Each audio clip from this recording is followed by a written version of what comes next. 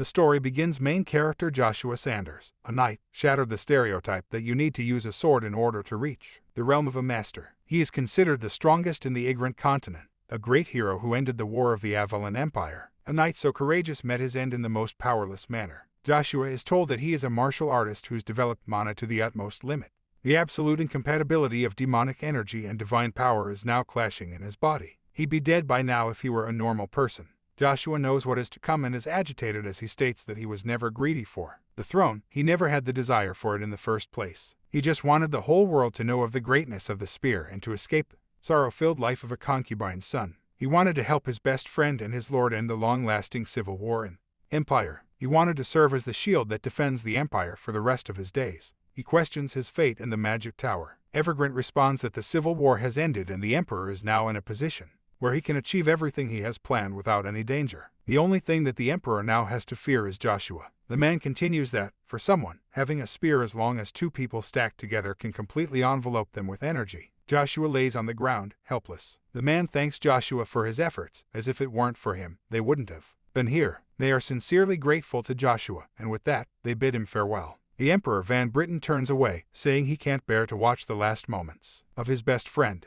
Joshua feels deceived. He has 5 minutes before the magic circle explosion takes place. He feels helpless and hopeless, a lousy knight betrayed by a trusted friend. Just as he is about to reach his end, he sees Luja, the blood-red spear known as the Death Reaper of the battlefield. He takes a hold of it, and just as he does so, an explosion takes place. The distinguished individual of the country of knights, the Avalon Empire, met a vain end befitting his fame as the undefeated spear knight. Suddenly Joshua finds himself in a stable, questioning how he ended up there. He realizes it was the place he once resided in and that he has now returned to the past. He is glad to have received another chance to retaliate for all that had happened to him in the past. As Joshua stands up to process what is happening, he encounters 3 men, Rawls, Royd, and Gort, who he believes are the soldiers of Duke. They ask him harshly about why he hasn't been working, and as Joshua doesn't respond, they call him a mute in a degrading manner, saying he can't talk. They look for his mother Lucia and talk about her in a disrespectful manner, which annoys Joshua. Lucia, the Agnes family's exclusive servant, was the woman whom Duke Agnes forcefully slept with and gave birth to his illegitimate child, Joshua. Joshua gets endlessly bullied since he is an illegitimate child of the Duke. Rawls talks disrespectfully of Lucia, and Royd asks him to keep quiet since they can get into great trouble if someone finds out. Rawls is confident that they could do anything with Joshua and his mother since Duchess Vanessa has also said that if anything happened, she will handle it and take responsibility for it. They seem disappointed that Lucia isn't around, but they decide to bully Joshua instead. Meanwhile, Joshua manages to regain his energies and is full of wrath as they insult his mother. His training for mana is now different, as he can now reach an optimal state in a short amount of time. It doesn't use or trace the mana in the hall located at the lower abdomen. Instead, it uses the mana scattered in the surrounding mana as it is. His whole body is able to absorb mana. He can now utilize it in an instant. As one of the men approaches to beat Joshua, they are surprised at how Joshua faints while standing still. Joshua has his eyes closed while he tries to gain a handful of mana. He can now easily do things that took him 10 years to learn in his previous life. He musters courage and, with great force, punches the man, making him fall to the ground. The other 2 men are surprised with the way Joshua managed to beat the man, making him unconscious. Joshua senses a sticky and disgusting lump in his lower abdomen, which should apparently be empty. Joshua looks at the other 2 men and thinks how hard it is to fight men who have trained with long swords. He thinks that if he beats Royd, Rawls might not come at him since he's the most cautious among them. Just as Royd approaches, Joshua slashes at him and uses his mana to throw him back to the ground, making him unconscious. Rawls is surprised at Joshua's abilities. Joshua finally speaks, warning Rawls that if they come again and insult his mother, they will have to face the consequences. Just as Joshua is done speaking, Rawls runs rapidly, and Joshua falls to the ground as the extreme use of mana makes him weak. The news of Joshua beating the men has reached the castle, and everyone seems to be talking about it with utmost curiosity. They are amazed at the way Joshua, who was considered mute, has finally spoken, and some even feel the news is exaggerated. They also mention how the Duke might consider changing his plans for choosing the next successor, but they are also reminded of how the young Master Babel is a magic user and nobody can beat him in succession. The young Master Babel has turned 14 and is able to use mana, overshadowing Duke, who could use mana only at the age of 16. Joshua shows up and asks the soldier to tell the Duke that he has come. Meanwhile, the Duke has called upon Rawls to inquire about what had happened earlier. Rawls shows the Duke the uniform made of orc leather crumbled and distorted. The Duke can't seem to wrap his head around the fact that a 9 years old can possess and use mana. Chiffin says it's almost impossible in the history of the continent. He believes that Rawls is just making up stories and threatens to get rid of him if he doesn't tell the truth. The Duke says it's about time he met Joshua. The Duke is informed that Joshua has arrived to meet him. While waiting to meet the Duke, Joshua catches a glimpse of a portrait of Van Britten on a wall, which agitates him as he was betrayed by Van, whom he considered his best friend. In his previous life, there is a sense of anger deep within his heart. He is attacked by a young boy, and in no time the Duke, along with Chiffin, arrive. The Duke is angry as to why they were fighting, and the young master says that they were just greeting. Joshua doesn't kneel down to greet the Duke, which annoys Chiffin. The Duke then takes Joshua's wrist to see if he has mana, and just as he does so, he feels a form of energy that he can't seem to understand. The Duke lets go of Joshua's hand and is surprised to find no signs of mana in his body. The Duke is bewildered, as any being alive innately has some magic, but Joshua has none. Chiffin tells the Duke he already knew that Joshua had no mana and was just a mere being. The Duke thinks to himself that there is something in the mana hall that should feel sticky but makes him feel disgusted. Chiffin says that they should not believe baseless rumors coming from the Centurions about Joshua possessing mana at such a young age. The Duke orders Joshua to reside at the castle, which triggers the young master Babel, as he despises Joshua. He orders Chiffin to teach Joshua the basics of being a knight and also to teach him mana training methods. Chiffin says there's no point in training him since he is innately incapable of possessing mana. The Duke says that he has hope in Joshua. Joshua is ushered to his room, and Chiffin is surprised to have received no response from Joshua after being blessed with all the benefits. Joshua lays on the bed thinking of how the Duke mentioned that he has high hopes for him in the upcoming years. Joshua jumps out of his room at night to regain some strength. Just as he does so, the soldiers are suspicious that someone is hiding, but they find no one there. Joshua manages to escape. Meanwhile, Gort and Royd, the soldiers, have assaulted Joshua's mother. They are scared that if Joshua finds out, he might kill them right away. Immediately after, Joshua shows up and is full of wrath. Joshua warns them to leave, and one of the men, according to Joshua, is a knight that Duke Agnes personally appoints. The Red Knight feels a surreal and bizarre pressure around Joshua that he can't seem to resist. The Red Knight attacks the Centurions, bothering Joshua's mother. The soldier begs him to spare him, but the knight doesn't let go of him. Joshua shouts from behind the knight, asking him to stop, but the knight says that the man is guilty of being disrespectful towards the lady of the Duke's family and must be punished. Joshua assumes the Red Knight is of C-class rank since he was able to subdue the Centurions with only a few swings of his sword. Joshua asks the knight who he serves, and the Red Knight responds by saying he serves the Duke Agnes. Joshua orders the knight to sheath his sword and let go of the man. The knight follows commands. Joshua warns him and asks him to tell the soldiers everything he saw today without leaving out any details. The Red Knight, out of curiosity, asks Joshua if he really is the Lord. Joshua is triggered and says that he is no longer a shit cleaner or mute. The knight mentions that he will soon be deciding who to serve, and for the upcoming year he will leave his duty and serve Joshua. Joshua then meets his mother and embraces her, assuring her that he will now protect her at all costs. Joshua is glad to have received another life where he can live as the strongest spear on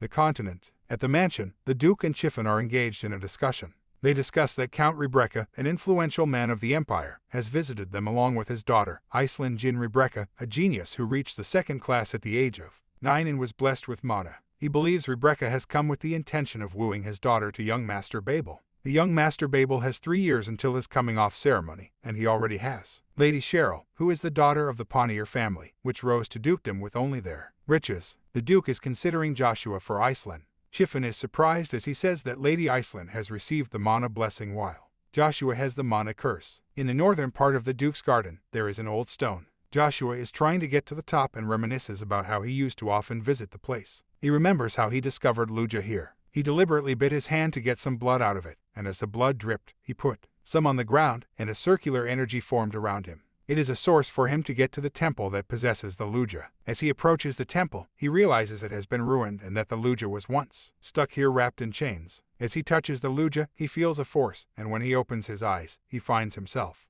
in an all-white place. Joshua hears a strange voice that says, "I'm not an iron rod, I'm the demon god's spirit." Luja. Joshua is confused and asks if the Luja he spent his previous life with was the demon god's spirit, which has also changed shape. "We have no time," says the iron rod. Joshua is told that, as time passes, the 2 energies within his body will eat away at his life. In order to settle the 2 energies, he requires stage 4 of magic spear arts. On the Egret continent, swords are the greatest weapon for the knight, and spears are thought of as flimsy weapons. In his previous life, his magic spear arts were at stage 4. At 5th rank, he became the strongest knight in the Empire. The iron rod assures him that he is with him and will help him He takes the luja, does certain stunts with it, and says that as long as he's near the luja, he can use a certain amount of mana. He believes he will be able to easily defeat Van Britten with the amount of strength he will eventually unleash. Duke Agnes has arrived at the reception and encounters Cheryl and her father, a distinguished figure among the Pontier family's retainers. Cheryl seems to have a connection with the Duke, as she talks in a rather carefree manner. Meanwhile, the Count, Jin Rebecca, has also arrived alone with his daughter, waiting to meet the Duke. Iceland meets the Duke, and Cheryl is annoyed after finding out that Iceland is also present. She asks if Joshua had actually beat up the 3 centurions, and the knight's answer is that it was all just a rumor and that Joshua had a mana curse. Meanwhile, the Duke talks to Rebecca about Joshua and asks him to look after Joshua since Rebecca is more sensitive to mana than the Duke himself. Chiffon asks the Duke if they can first confirm if Joshua was really born with a mana defect. The Duke is somewhat annoyed as he says that they can't use a Crimson Knight on a 9-year-old boy. Chiffon convinces the Duke that he has someone under command who is perfect for this task. Kane, the knight who protected Joshua's mother, reported earlier to Chiffon that the Centurions were attacking the Duke's wife. Chiffon is surprised and asks if Duchess Vanessa is alright, and Kane responds that it's Lucia Nim and not Vanessa Nim. Chiffon doesn't consider Lucia to be of any importance. Chiffon tells Kane that he'll spar with Joshua today to check if the young Joshua Master really has the mana curse. Chiffon is worried about the fact that Joshua might take over Babel's place, which is why he manages to convince the Duke that Joshua is a mere young boy with no mana. Chiffon asks Kane to inject mana into Joshua's body to see if his body rejects or accepts it. If he opposes the man in his body, he won't be able to survive more than 10 days. Kane is surprised at how openly Chiffon supports Babel and is against Joshua. Kane meets Joshua and tells him that he has been ordered by the Duke to spar with him. Joshua is excited, but Kane says that he won't do it for real since he can't fight his own master. Joshua is offended and says that he shouldn't be taken lightly and that Kane should give it his best since his sword exists for that purpose. The Duke and others arrive. Chiffon tells Joshua that it's not a test but a concern from the Duke to confirm if he has any disabilities. The Duke's order tells Kane that it's not him that Joshua is going to fight with, but the young master called Babel. The Duke orders them to spar only with a wooden sword and not a real one since it's just training they are doing. Joshua is all set to show them his true strength and capability. He tells the Duke that he will only be using a stick, which surprises everyone. As the fight begins, Joshua strikes with his rod, and Babel is strangely confused. He goes on to fight with utmost strength, and Babel begins to cuss at him. Babel considered him weak and someone with no mana, but Joshua had shown his real strength, and also used mana, which Rebecca believes is a high level of mana and cannot be compared to that of Babel's. As the fight gets intense, the Duke stops them and is surprised at Joshua's level mana as well as his strength to have fought Babel with a mere stick. Everyone is shocked and confused, questioning how a concubine's son could have fought the young master Babel. The Duke orders Joshua to meet him personally, which agitates Chiffon and Babel since Duke never really calls anyone to his room. Meanwhile, Princess Cheryl is amazed at the skills of Joshua and says, "I will make him mine," portraying how things may start to get worse. The wife of Duke Agnes, Venus Pawn, asks Chiffon about the matters that happened earlier. Chiffon tells her everything he sees. He also tells her how Babel lost to Joshua, which angers her so much that she smacks Chiffon. She can't seem to accept the fact that Joshua is a mana user. Chiffon says that the Duke might take him to the capital, where he'll keep an eye on him. Chiffon believes that the Duke will announce to the people that Joshua uses rank C magic, and he might as well make him duel against the members of the Royal Knights. This makes Vanessa happy, as she will now use her conspiracies to make sure Joshua doesn't win. Meanwhile, Joshua comes to meet the Duke and questions him about who he really is, to which Joshua responds that he's the same young man he's always known. The Duke asks him if he's ever held grudges against him for overlooking him all these years, and Joshua says there's nothing like that. Joshua says he's very confident that the Duke will take him to the capital, mainly because he now considers Joshua the next successor and also to prevent any family brawls. Joshua tells the Duke that he will only be using a spear for all the training, which surprises the Duke. Joshua is confident that he will even be able to fight the 9 stars with the spear he possesses. Duke Agnes is one of the 9 stars and says he himself will be testing Joshua out. If he wins, his request to use the spear will be accepted, and if not, he will have to go to the academy for training. Vanessa has gone to meet her uncle, whom she believes would be of help in defeating Joshua and getting rid of him. She is all set to remove Joshua from her son's path. Joshua is at the castle and encounters Babel, who offers to fight him once again. Joshua asks if he's confident enough, and Babel, with his passion and desire to defeat Joshua, says he's all set to fight him. At the Great Imperial Palace, Marcus Van Britten had been informed of all the recent details regarding Joshua. Britten is unaware of the fact that Joshua is the Duke's illegitimate child, and once told, he admits he's envious. The man also updates him on the rumors spreading about Joshua defeating Babel, and Upon hearing that Britain is shocked as a 9-year-old made the greatest talent of the empire fall to his knees. Britain says that it's a blessing for the empire to possess a child so strong and courageous. Britain says he can't go because of the wild dogs with their eyes wide open waiting for some sort of opportunity. He orders an imperial prince to be sent to the mansion to confirm Joshua's skills. Meanwhile, Joshua and Babel are caught in a fight again as Babel can't seem to accept defeat. Babel realizes Joshua has way too much power and strength and will be very hard to defeat. An aura explosion takes place, throwing Babel to the ground defeated. Joshua warns him to stay away from him and his mother. At the Agnes dukedom, Joshua is in bed, tired and exhausted. He says he used too much mana without resting. Someone is at the door, and as Joshua gets up to open the door, he meets Cyril. Cyril introduces herself and asks him to call at noon if he wants. She doesn't hesitate to enter, but is stopped by Joshua. Joshua shuns her and asks her to buzz off. At the Duke Agnes training hall, all the centurions have gathered and are apparently going to be trained by the young master Joshua. 2 of the knights ask Rawls where his friends Gord and Lloyd are, but they receive no response. Joshua asks all the men to attack him, which surprises everyone as they have already assumed that Joshua is weak and isn't capable of fighting so many men at once. Joshua asks Rawls to do the same, but as he refuses, Joshua threatens him, telling him he'd do to him what he did to the other 2 knights. Rawls falls to the ground, asking for another chance. Joshua asks him to draw out his blade, and if he does win against him, he'll forget anything that ever happened.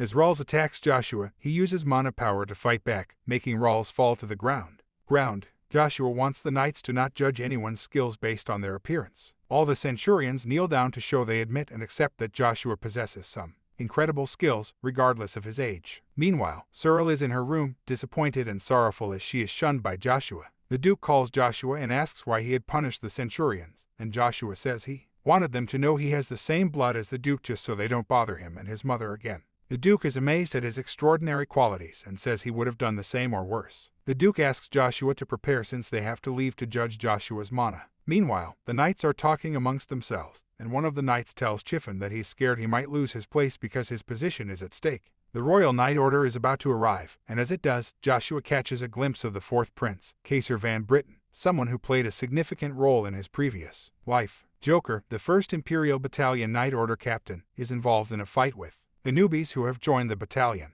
He believes they are new and need to stop pretending to be knights with the little mana they have. A man enters and tells Joker that there's a mission from Vanessa Nim, and she has asked Joker to look after it. The mission is to make sure Joshua never gets to wield a sword again. Joshua encounters Kaisar and is full of wrath, remembering all that had happened in his previous life. The knight asks Joshua to be respectful towards Prince Kaisar, which annoys Joshua, and he says that there can't be 2 suns under the same sky in the Empire. He continues by saying that the only person who deserves respect is the Emperor. Kaisar Van says he, too, won't respect someone with an uncertain identity like Joshua. The 9th Imperial Battalion Vice Captain, Ba Mung Dan, shows up with his knights and approaches Joshua. He degrades Joshua and calls him the illegitimate child, who is probably insane. Joshua's knight takes out his sword to protect his master and is bashed by Ba Mung for defending a lowly illegitimate son. The knight defends him, saying that Joshua is part of Duke Agnes' family and must be respected. One of the 9 stars, Duke von Agnes, shows up and asks Joshua to apologize for acting rashly towards the prince, but Van Britten, with his manipulative nature and convincing manner, says that it is all right and that Joshua needs to show that he really is a knight, doesn't just talk without action. Joshua is aware of Van Britten's crafty methods. Joker asks Van Britten if he can fight Joshua and also identify if Joshua really possesses mana. On the training ground, Joshua and Joker confront each other, all set to show their abilities. Joker laughs at Joshua for carrying a stick, which he believes would be of no help. As Joker attacks Joshua, he feels a heavy pressure that pushes him backward. It is obvious that Joshua is winning with all the techniques he uses. Joker feels defeated already and knows that if he doesn't defeat Joshua, he will have to be answerable to Vanessa. The knights are concerned because the Joker's magic went beyond B grade and Joshua may be in danger. Ba Mung asks Joker to stop as it gets too problematic. Joker, with his B grade mana, is pushed back and thrown to the ground, which shocks him. He's bewildered as to how he gets defeated even with B grade mana. Joshua finds it hard to fight Joker with the B grade mana he's using. Joshua has no other option but to activate Luja. The knights observe that Joshua has used an artifact, which is a weapon that contains magic. Van Britten asks Ba Mung to stop the fight since he has already figured out that Joshua's skills are very impressive. Joshua is appreciated for his skills and is appointed as a C-rank knight. Joshua's resentment towards the prince and the knights is shown through his words, as he says, "I'll make sure everyone here suffers." Joshua is handed a sword with the title of the youngest mana user. The Agnes family gathers for a regular meeting. The Duke asks them to report anything they have noticed lately. Count Onel says that the knights who left for the expedition have returned because of black ogres, one of the strongest monsters in the Black Forest. Everyone's scared as to how anyone would be capable of fighting the monsters. The Duke asks if there are more issues, and Chiffon says he has an unresolved matter. Chiffon says that Joshua's skills and abilities are somewhat hard to believe and that no one can easily wrap their heads around what they saw earlier. He expresses his concern that Joshua might be borrowing the powers of an outer source, which may endanger the future. He mentions the weapon Joshua was using, a spear that had some extraordinary magical powers in it. Everyone seems to now be skeptical about Joshua's abilities. Joshua enters the room, and as he passes by Chiffon, he challenges him to cross blades with him since he's the one who's very dubious about Joshua's skills. Chiffon is triggered and starts shouting at Joshua, which agitates the Duke, and he asks them to stop. The Duke tells Chiffon that Joshua's skills have been observed by the magician Evergreen of the Royal Knight Order, and if there was anything suspicious, the Royal Knight would have noticed it. The Duke further says that there are things that he still needs to confirm, so in order to figure out Joshua's abilities, he will have to take him to the Forest of Dark Beings. The knights show their concern towards the Duke sending Joshua to the forest, as they think it may not be safe. The Duke says that once the forest is cleared, he'll be admitting Joshua to the Imperial Academy in the capital.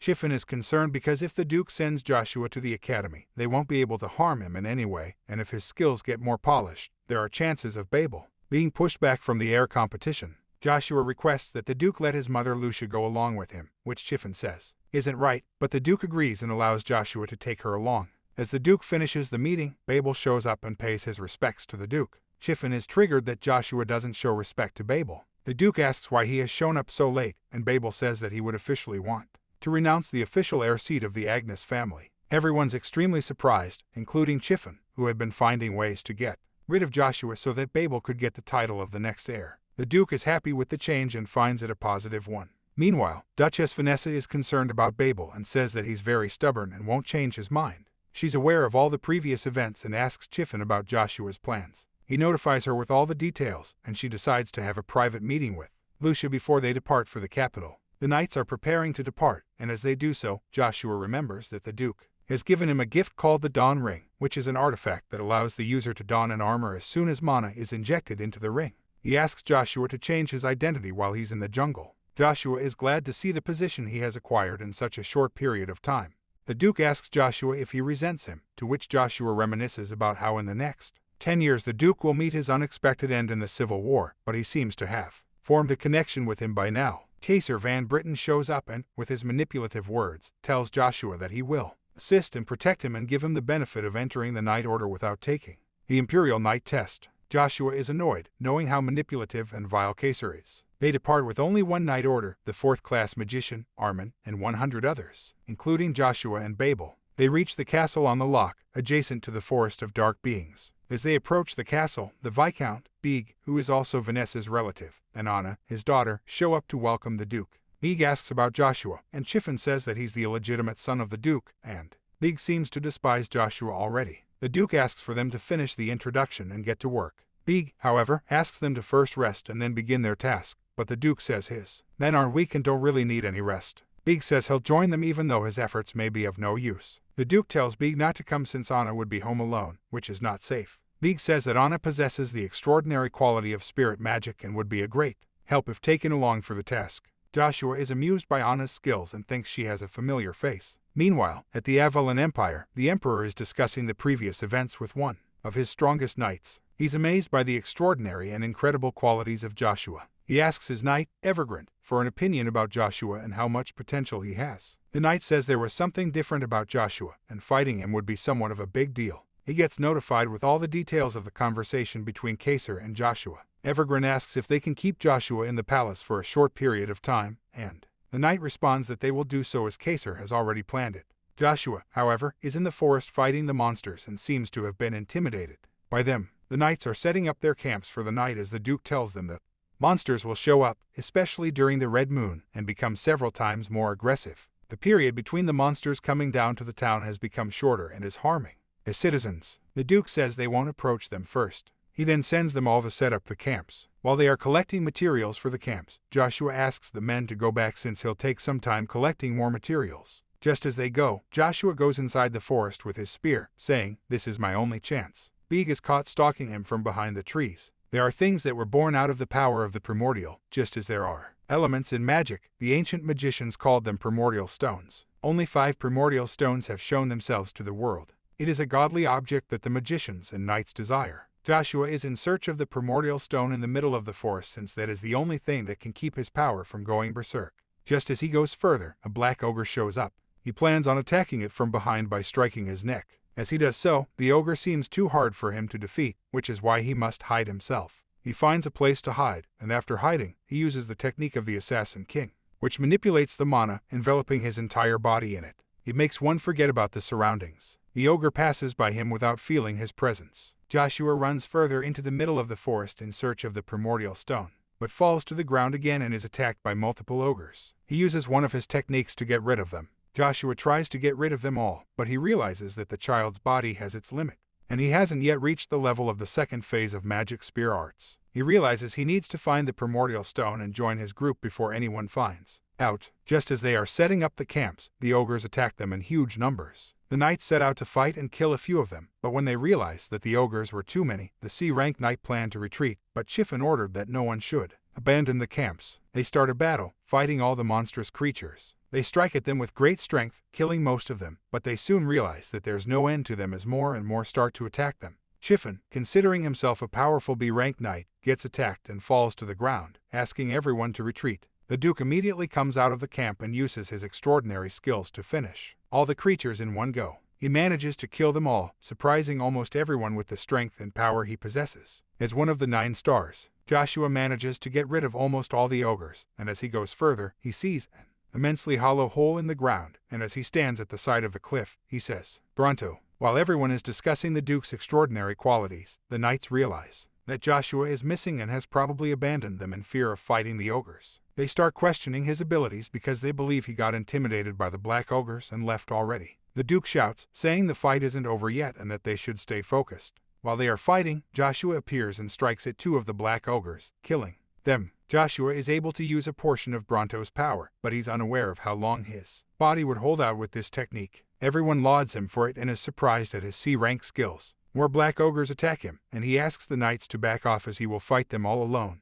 As he does so, the knights seem surprised by his qualities. The Duke is somewhat aware that Joshua is barely holding on to his conscience because he doesn't want to show any weakness. The knight says that Joshua is capable of being the 3rd-class master as he possesses qualities of a qualified magician that are only found in a few people. Just as the ogre attacks, Joshua reaches his limit and falls to the ground. The Duke manages to protect and save Joshua from the attacks. Joshua finds himself in the dukedom, which has caught fire, and the building seems to collapse. He finds Babel fighting to protect the dukedom, threatening anybody who tries to destroy it. He feels a force of wind coming towards him, and as he sees clearly, it is Annabella Grace. He then starts to connect the dots, as he earlier felt that he knew Anna. There is a connection or an earlier event that has clearly happened related to Anna that Joshua tries to remember but can't. He sees himself 10 years prior to the events and sees the dukedom being wiped out and destroyed.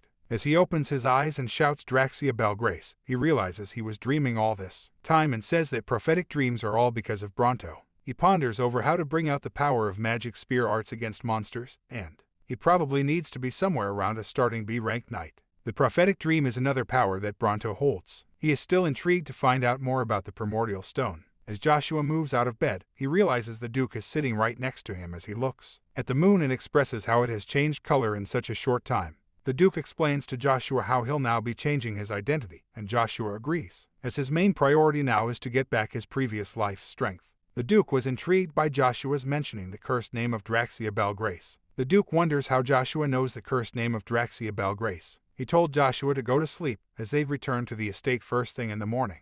In the secret room in Lock Castle, Chiffin and Beeg are discussing how Joshua is a threat to Babel's position and that if Vanessa doesn't do anything about it, the adversities may increase. Chiffin says that Joshua was just a child who ran errands in the stables. No one could have guessed that he had such an amazing talent hidden away. Beeg can't wrap his head around the fact that Joshua possesses the qualities of a C-rank knight, and he assumes Joshua has made a contract with the high-ranking demon. Chiffin goes on to say that the Imperial Knight Order and the Duke carefully watched Joshua before giving him the title, so there's no way that anything he has is demonic. Beeg says he'll keep an eye on Joshua in case he's involved in anything vile. Anna, Beeg's daughter, will also be going to the Imperial Academy, so it will be easy to get information from her. Hawks tells Searle at the Agnes estate that Joshua is coming back after the subjugation is done. In the forest of dark beings, there will be a big feast. Searle seems unhappy, and she asks Cox why he's excited for Joshua to come when he initially hated him. Cox seems to be convinced of Joshua's skills and abilities. Searle is aware that the Duke of Pontius has sent her to connect with Babel because of a mercenary king.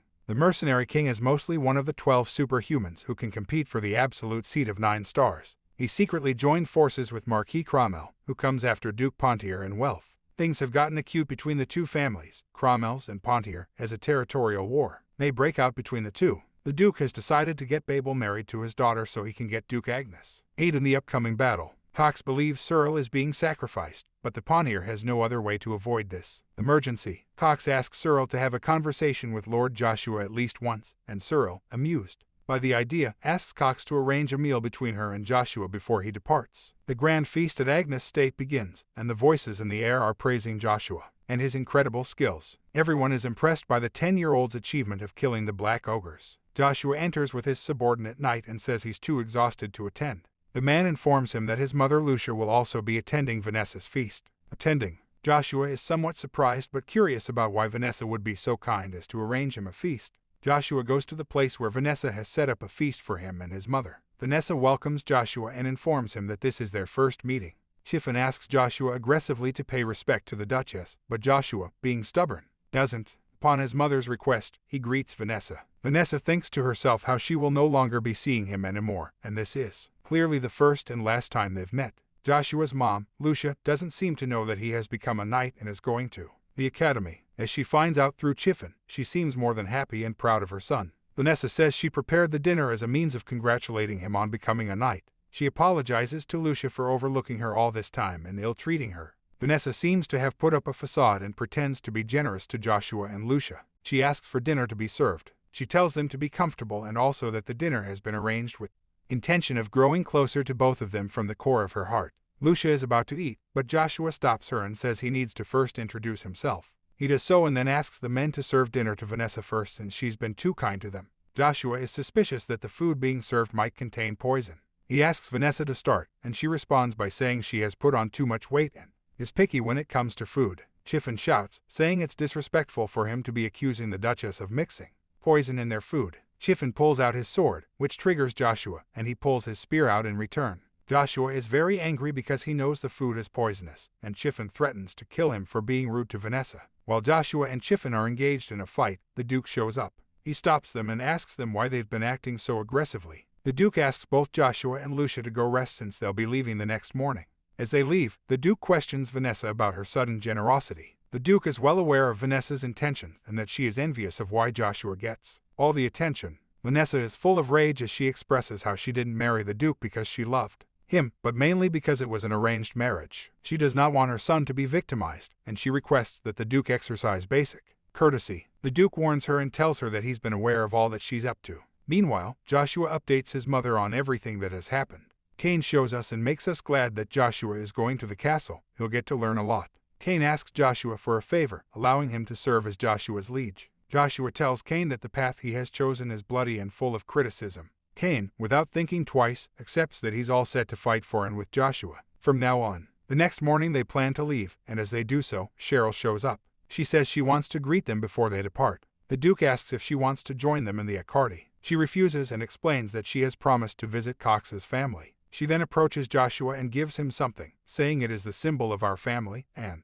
requests that he visit her family in Accardi. Cox is enraged at Cheryl for giving the symbol, as it is of great importance and can't just be given to anyone. Kaser has gotten a letter from Joshua about the offer for him to join the Imperial Palace. When he opens the letter, he laughs hysterically, which means there's something the Kaser didn't expect. As she gives him the symbol, all the knights start murmuring amongst themselves about Cheryl being interested in Babel first and now Joshua. Joshua can't seem to turn her down, as it would ruin his reputation as being generous. He takes the symbol from her, and the Duke orders them to depart. At the Great Kaltika Palace, the Emperor is enraged that Joshua rejected his request to join the Imperial Palace. Joshua says in his letter that he wants to follow his Emperor and the laws of his empire. The Emperor seems to have been looking forward to Joshua's making it to the Imperial Knight Order with his own strength. They reach the Agnes family's private mansion in Accardi. Cain thinks nothing has changed about the place since he spent his entire childhood there. The mansion was a place that Cain described as serene, where they could train in peace, without anyone's judgment. Joshua says he wants to leave for a while and asks Cain to look after his mother. Joshua goes to the capital Akardi's downtown area and, as he encounters him, tells him that he has come to find a red coin buried deep in the rough river. Joshua believes he's come to the right place and he just needs an informant who will retrace the past events for him. The man takes him to the place, which seems very low-key. Nobody questions him or gives him bizarre looks. They take him through 3 doors and eventually take him to a room and ask him about what information he requires. The man is surprised to have found that Joshua is already aware of his occupation. Joshua is surprised that the man knows his identity, even though the Duke managed to hide it all these years. From Joshua's expressions, the man realizes that he's confused about how everyone's aware of his identity, but he assures him that nobody except a few men of the place are aware. The man offers to provide Joshua with first-class information, and Joshua knows he might ask for something in return for providing him with such valuable information.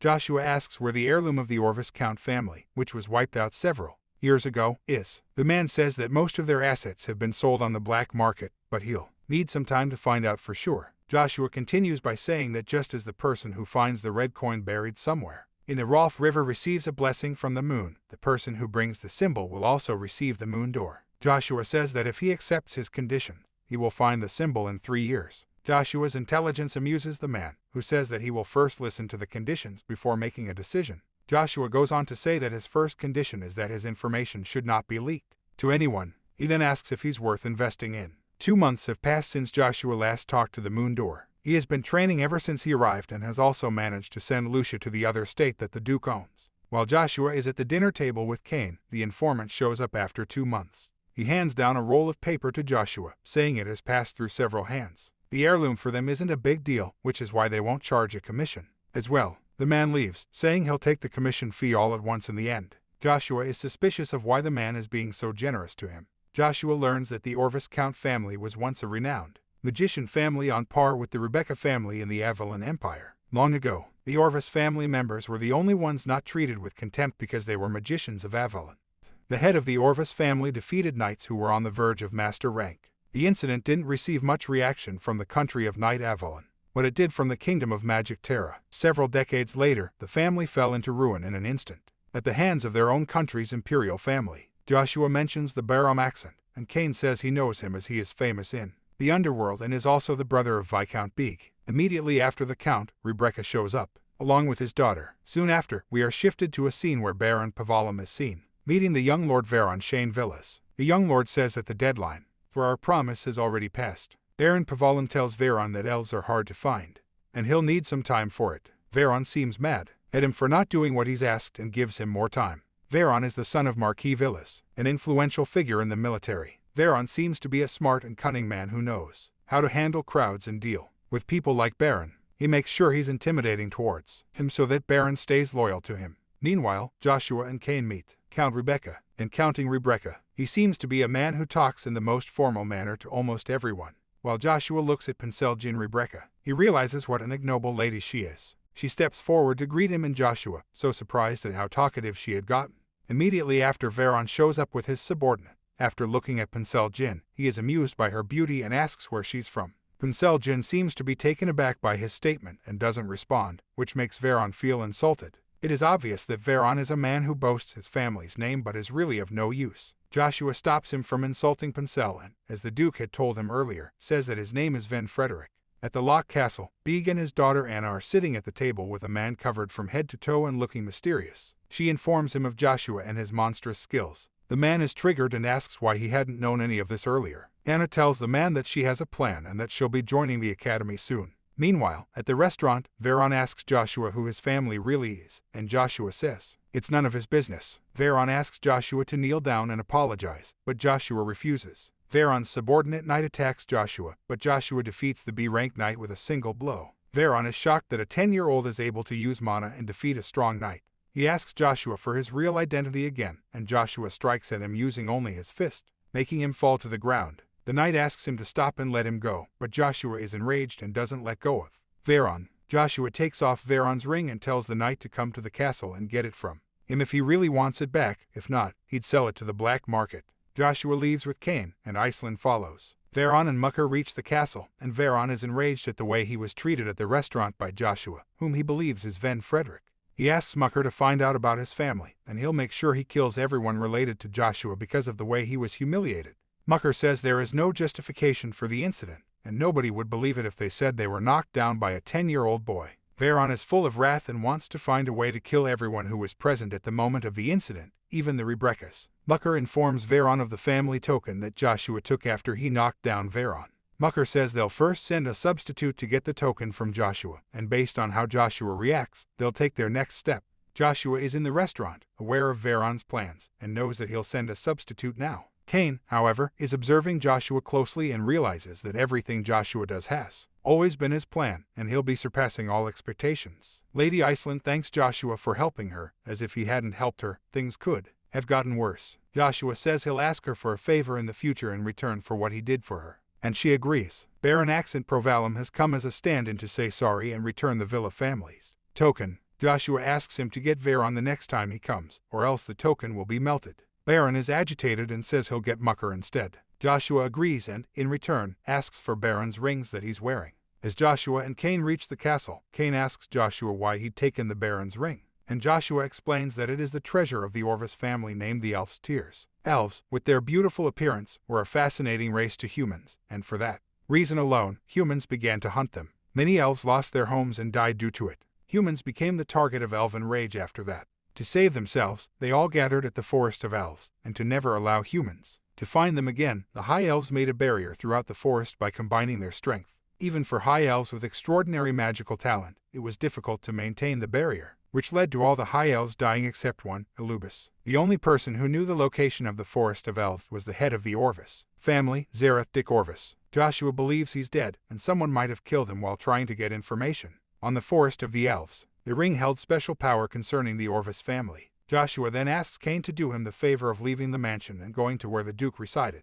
Kane couldn't leave Joshua alone, as he thought annoying things could happen to him, especially when he's alone with no knight tending to him. Veron could also attack him since he's a part of the academy and has some special skills. Joshua says he's way too good at enduring and will manage alone. He further asks Kane for another favor, which is to learn the way of the sword from the Duke, which Kane accepts. At the center of the vast Igrant continent there is an ivory tower so high that it could pierce the skies. It is the sanctuary as well as the pride of magicians, known as the Magic Tower. As the magicians are seated around the table in the Magic Tower, the Magic Town Master as well as the heads of the 7 magicians ask why the 3 seats are empty. Marcus replies that Flame and Void don't like to stay in one place, and Thunder has left for an important matter on the case that he's working on. He continues the meeting without them. The main topic of the meeting is the Primordial Stone. Theta, who holds the 7 magicians' storm seat, gets a little too casual and is stopped while he jokes around. They are informed that Bronto has been taken away, which is concerning.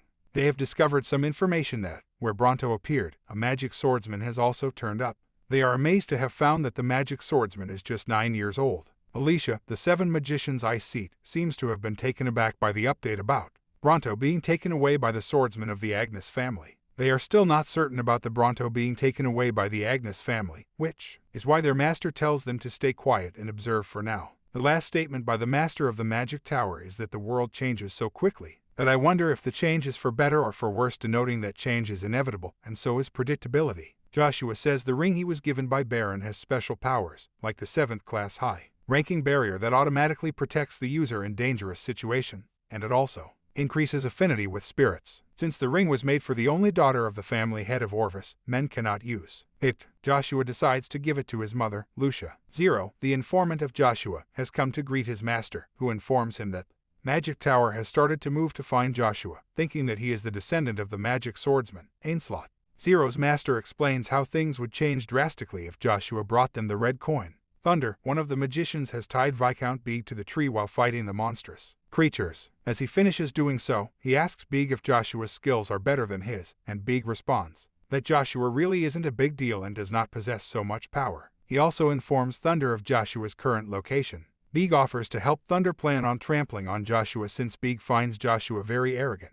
Thunder says he doesn't want to ask a mere Viscount for help and would rather finish him off. Viscount Beeg is triggered and says that if he gets killed, the Duke will surely want to inquire and will eventually find out Thunder's identity. Time passed, and Joshua joined the academy after turning 10. Thousands of children of nobles joined the academy. They are divided into 6 grades and are advanced into the next grade through an advancement exam. Joshua believes that the 6 years he's about to spend here would be enough for him to achieve the 5th stage of the magic spear art that he reached in his past life. As Joshua is led to his room, he meets a boy named Agars Kun Douglas, who is the same age as him and appears to be someone who, unlike some children, does not flaunt their power. Joshua introduces himself as Van Frederick. Immediately after, another young boy named Icarus shows up and is surprised that Joshua and Agars have already started to get along. Joshua realizes that Icarus is the genius of the era and the heavenly brain of the universe. When the internal battle took place between the first and second imperial princes, 2 men contributed greatly to it. One was Caesar Van Britain, and the other was Icarus. Icarus and Joshua meet, and they intend to get along in the future. Joshua finds it a fateful meeting and wants to bring Icarus to his side no matter what. Lucia thanks Joshua and turns to look at the ring he gave her. Kane reminds her of how incredible her son is. Duke Agnes shows up and asks Lucia if she's comfortable, and she thanks him for the generosity he's shown. One of the Duke's subordinates questions his decision to keep Lucia with him and overlook Vanessa, as she might retaliate. He reminds the Duke of the authenticity of the legitimate son being the next heir. If Joshua is chosen, there may be endless chaos on the continent. During the first class after entering the academy, Joshua found out that Agars and Icarus were very close since they were already famous within the academy. While they are in the hallway, Joshua sees Amaru Brunston, one of the 5 masters of Evelyn. Both Amaru and his friend say that if they're in the same class with flunkers such as Icarus and Agars, they'll most definitely get good grades. Joshua then notices their neckties and realizes they are second-year students. Amaru insults Agars and calls him an illegitimate child who is also a flunker, and Icarus comes to protect him. Icarus falls into a fight with Duncan, Amaru's friend, while trying to protect Agars. As the fight gets intense, Joshua intervenes and is eager to change their mindsets, which think lowly of illegitimate children as well as of commoners who treat them like livestock. Soon after, Caesar Van Britain shows up, intensifying the situation and making everyone wonder what may happen next. Meanwhile, Veron asks Mucker to find information about Joshua, who is disguised as Van Frederick. Mucker is aware of the promise he made to Joshua about apologizing to the Rebecca family and stopping Veron from doing anything foolish. Mucker tells Veron he won't be able to break the promise made to Joshua. Veron is triggered as he says that the promise was not made by him, so he doesn't have anything to do with it. At the academy, Joshua thinks of ways to draw Icarus' attention towards him, as he'll be of great importance to him. Caesar Van Britain has also offered to take Joshua to visit the Imperial Palace before he graduates, which Joshua already planned on doing since he has to find something there. As the class goes on, the students ask questions about the importance of a sword, and Joshua says that swords, especially rapiers, are the worst weapons ever. Amaru takes Joshua's opinion too personally and says that his family has been mocked since they use rapiers. He offers Joshua the chance to spar with him at that particular moment. Joshua is hesitant as he doesn't want to break the rules of student fighting. They are allowed to spar with wooden weapons, and Joshua can't think of a better weapon than his own spear, which would clearly break Amaru's body. Agars warns Joshua of the power the Sten family possesses and that he should apologize already because Amaru will try to hurt him in the future. Joshua seems not to be affected by Agars' warnings, as he won't apologize to Amaru for being weak. Joshua asks Agars about his friendship with Amaru in the past, and Agars explains how their families shared a deep friendship as they had experienced some life and death experiences together. Amaru and Agars shared a bond mainly because they were both far from inheriting their positions. Agars knows him well and also knows that Amaru is very stubborn. It would be better for Joshua to simply apologize. Joshua expresses that he stays true to his beliefs and won't kneel down to anyone. Mucker has arrived at the moon door to find information about Joshua, who introduced himself as Ash Van Frederick. The man, who is also Joshua's informant, says that he may have a rough idea about the guy, but he'll charge 1 million gold in return for the information he will provide. Mucker is shocked as to who Joshua is and why the man at the moon door is asking for 1 million gold just to provide information about him. The informant knows Veron won't chase Joshua as he's a man who is strong in front of the weak and weak in front of the strong. He wants Joshua to find the red coin. Until then he'll make sure nobody finds out anything about Joshua's identity. At the academy, Joshua is alone and tries to regain the strength that he's lost. The divine and demonic energy in his body were like water and oil, impossible to mix. He manages to stabilize it with Bronto's power. As he does so, he uses all his energies, gets unconscious, and falls. As he opens his eyes, he realizes he passed out. As he starts processing everything, he realizes that if he learns to control the demonic and divine energy using Bronto, he might as well be able to reach the 3rd stage of the magic spear art soon. He also realizes that the magic spear, Luja, is nowhere around him. Immediately after, Luja Nim shows up in the form of a child and tells Joshua that he had passed out for 3 days straight. Joshua is concerned about what may have happened at the academy. Luja tells Joshua that the true power of the primordial stone lies elsewhere. He also asks Joshua about the unique power of the Bronto stone, but Joshua seems to be clueless and starts questioning everything. While Icarus and Aegers are sharing fun stories, they encounter Amaru and Duncan, who do not hesitate to smack Icarus. Aegers defends his friend but is insulted and humiliated. They say that they want to get rid of both Icarus and Aegers. The headmaster shows up and says he'll have to take strict action if the fights continue. Joshua enters the room after disappearing for 3 days. Everyone's amazed at his guts to have arrived so late, and that too after having disappeared for so long. As they get seated and begin the class, Aegers tells Joshua to apologize to Amaru, as things may get worse in the future. Joshua says he won't be apologizing or bowing down to anyone. Joshua doesn't want to be part of a fight among children since he has bigger things to do. Joshua is back with Luja and asks Luja how he is aware of the revenge since that was something concerning his past life and nobody but Joshua knew about it. Joshua asks Luja about the abilities Bronto possesses, and Luja says he'll only reveal them if his conditions are met. His conditions include regaining his past relationships and taking care of himself. As Joshua agrees, Luja tells Joshua that Bronto doesn't possess the quality of precognition, and the dream Joshua saw earlier was because of the divine power and not Bronto. The power that Bronto holds is growth, explains Luja. Amaru reminds the professor of the spar he is about to have with Joshua, and as the professor refuses, Amaru is triggered and feels humiliated. Joshua and Amaru are caught in an argument that later turns into a spar across tables, and Joshua tells him that he'll show Amaru how useless a rapier is. Despite Icarus and the other boys' repeated warnings, Joshua is not scared or intimidated. By the Sten family name or Amaru as the fight between them begins. Joshua is confident in his skills, and dealing with Amaru is not a big deal for him. As Icarus warns Joshua, he says he can bet he'll end up being the victorious one. Amaru is all set to fight, and as the duel begins, Joshua stands with his eyes closed, which confuses Amaru. Amaru attacks Joshua with his rapier, and as Joshua opens his eyes, he reacts by breaking Amaru's rapier. Everyone appears to have been astounded by Joshua's energy and power as his rapier breaks, and he falls to the ground. Joshua believes he has reached the height of his dreams, which he couldn't have in his past life. When Anna speaks to her father at the Avalon Academy female dorm, he informs her that Viscount Beeg has died at the hands of the Thunder Seed of the Seven Magicians. They are disappointed because Viscount Beeg was so helpful to them. He tells her that the Magic Tower is looking for Joshua since he has taken a valuable item.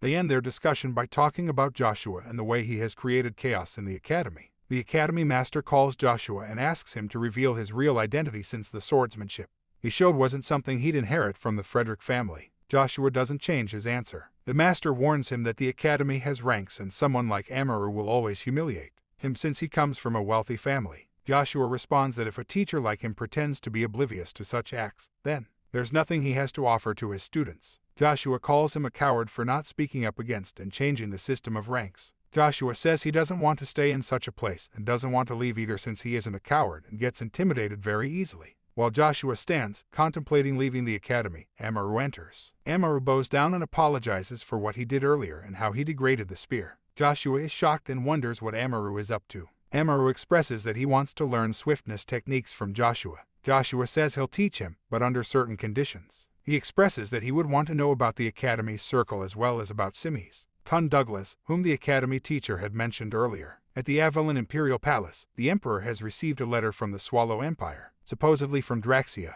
He plans on sending 2 men to help Draxia. The knight also informs the Emperor that Joshua has joined the academy after defeating son of the Sten family. The Emperor is impressed once more by Joshua's skills and is planning to send a personal recommendation letter for him to join the Imperial Knight Order. Amaru tells Joshua all the details about the academy. He informs him of the Araxia Circle, which involves all the wealthy people who exploit the weakest and are collectively helping each other to gather power for the future. Joshua then ponders bringing Icarus to his side for future assistance. Icarus shows up and warns Joshua of what may happen after their duel and that the Araxia Circle may approach him. Joshua reminds Icarus of the bet they had earlier, and now that he's won, he tells Icarus he wants him, which clearly means he's convincing him to join him since his abilities will come in handy in the future. Icarus says he'll think about it and leaves. Kane is practicing certain skills and techniques just so he could protect his liege Joshua in times of adversity. The Duke is impressed by Kane's loyalty toward Joshua. Duke Agnes receives a letter from the Sten family, which he opens, but he says it's finally begun. The Swallow Empire is a great nation that takes up much of the Igrant continent.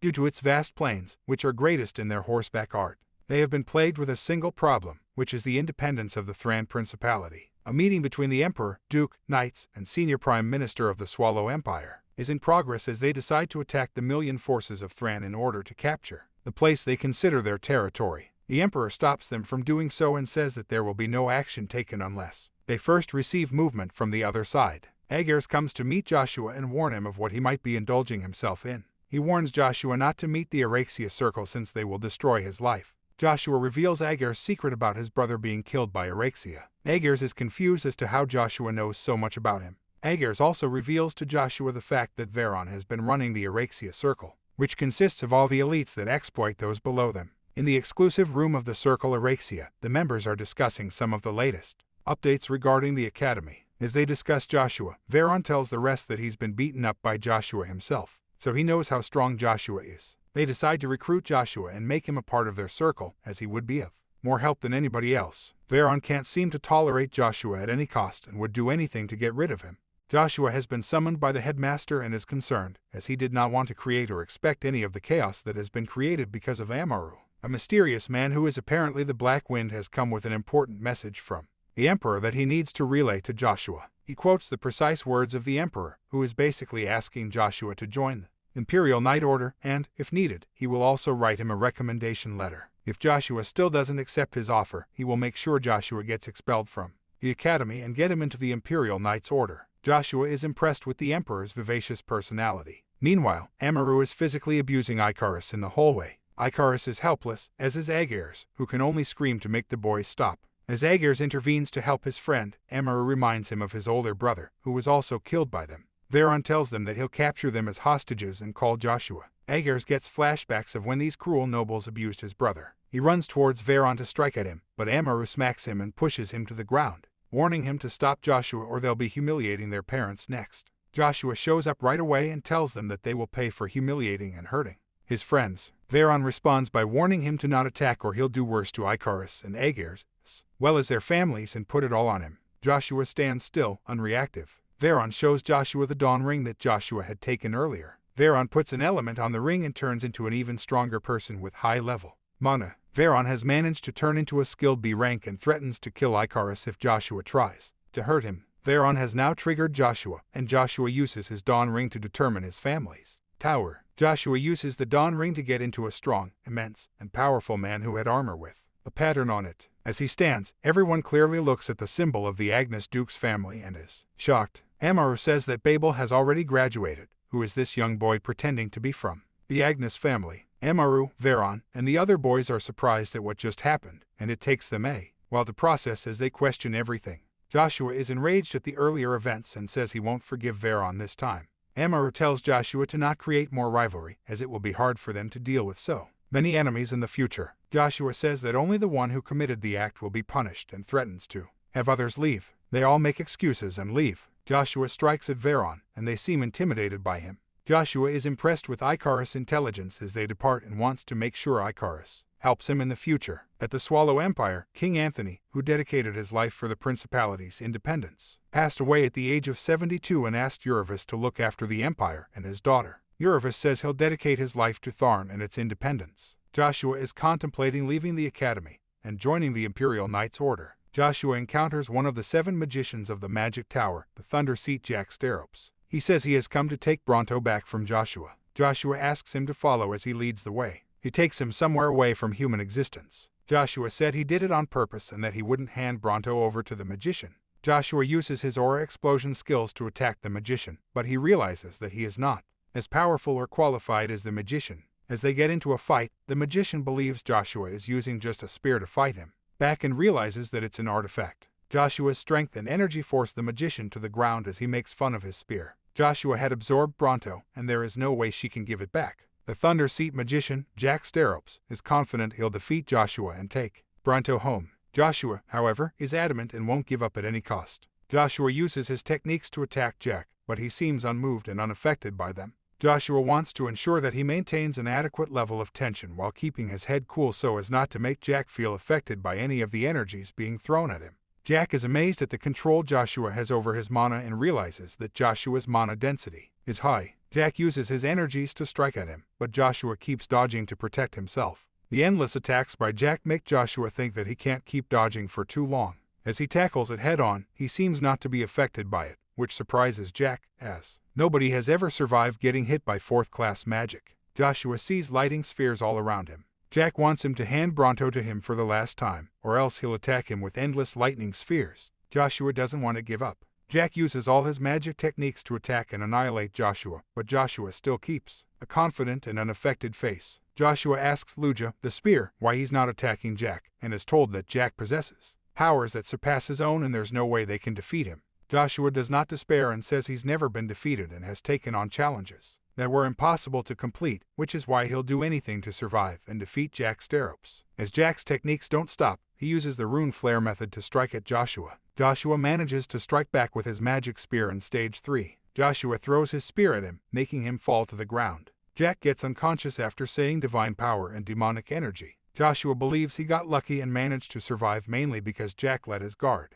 down. The spear reminds Joshua to cultivate his energy before Bronto devours Jack's mana and goes berserk. At the academy, all the teachers and professors have gathered to talk about the latest event, Joshua revealing his identity. They say the students are concerned about who Joshua is and why he has been hiding his identity. The professor says that they might set an example by ripping out the roots of special admissions if they expel Joshua. The others say that they don't have enough evidence to prove Joshua guilty and expel him, but the professor reminds them that he attacked Veron and severely injured him, which is reason enough to expel Joshua. Professor Kane expresses how Joshua should actually be praised for putting an end to the humiliation and brutality that the weaker groups faced at the hands of the stronger ones. Not everyone agrees with what he says, but Duke Arden Agnes shows up and says that he agrees with Professor Kane. He also has Count Ari Sten with him. The current head of the Sten family and Duke Arden von Agnes have arrived at the academy to inquire about the latest events taking place. Duke Agnes says if his child has committed a mistake, then it's mandatory for him to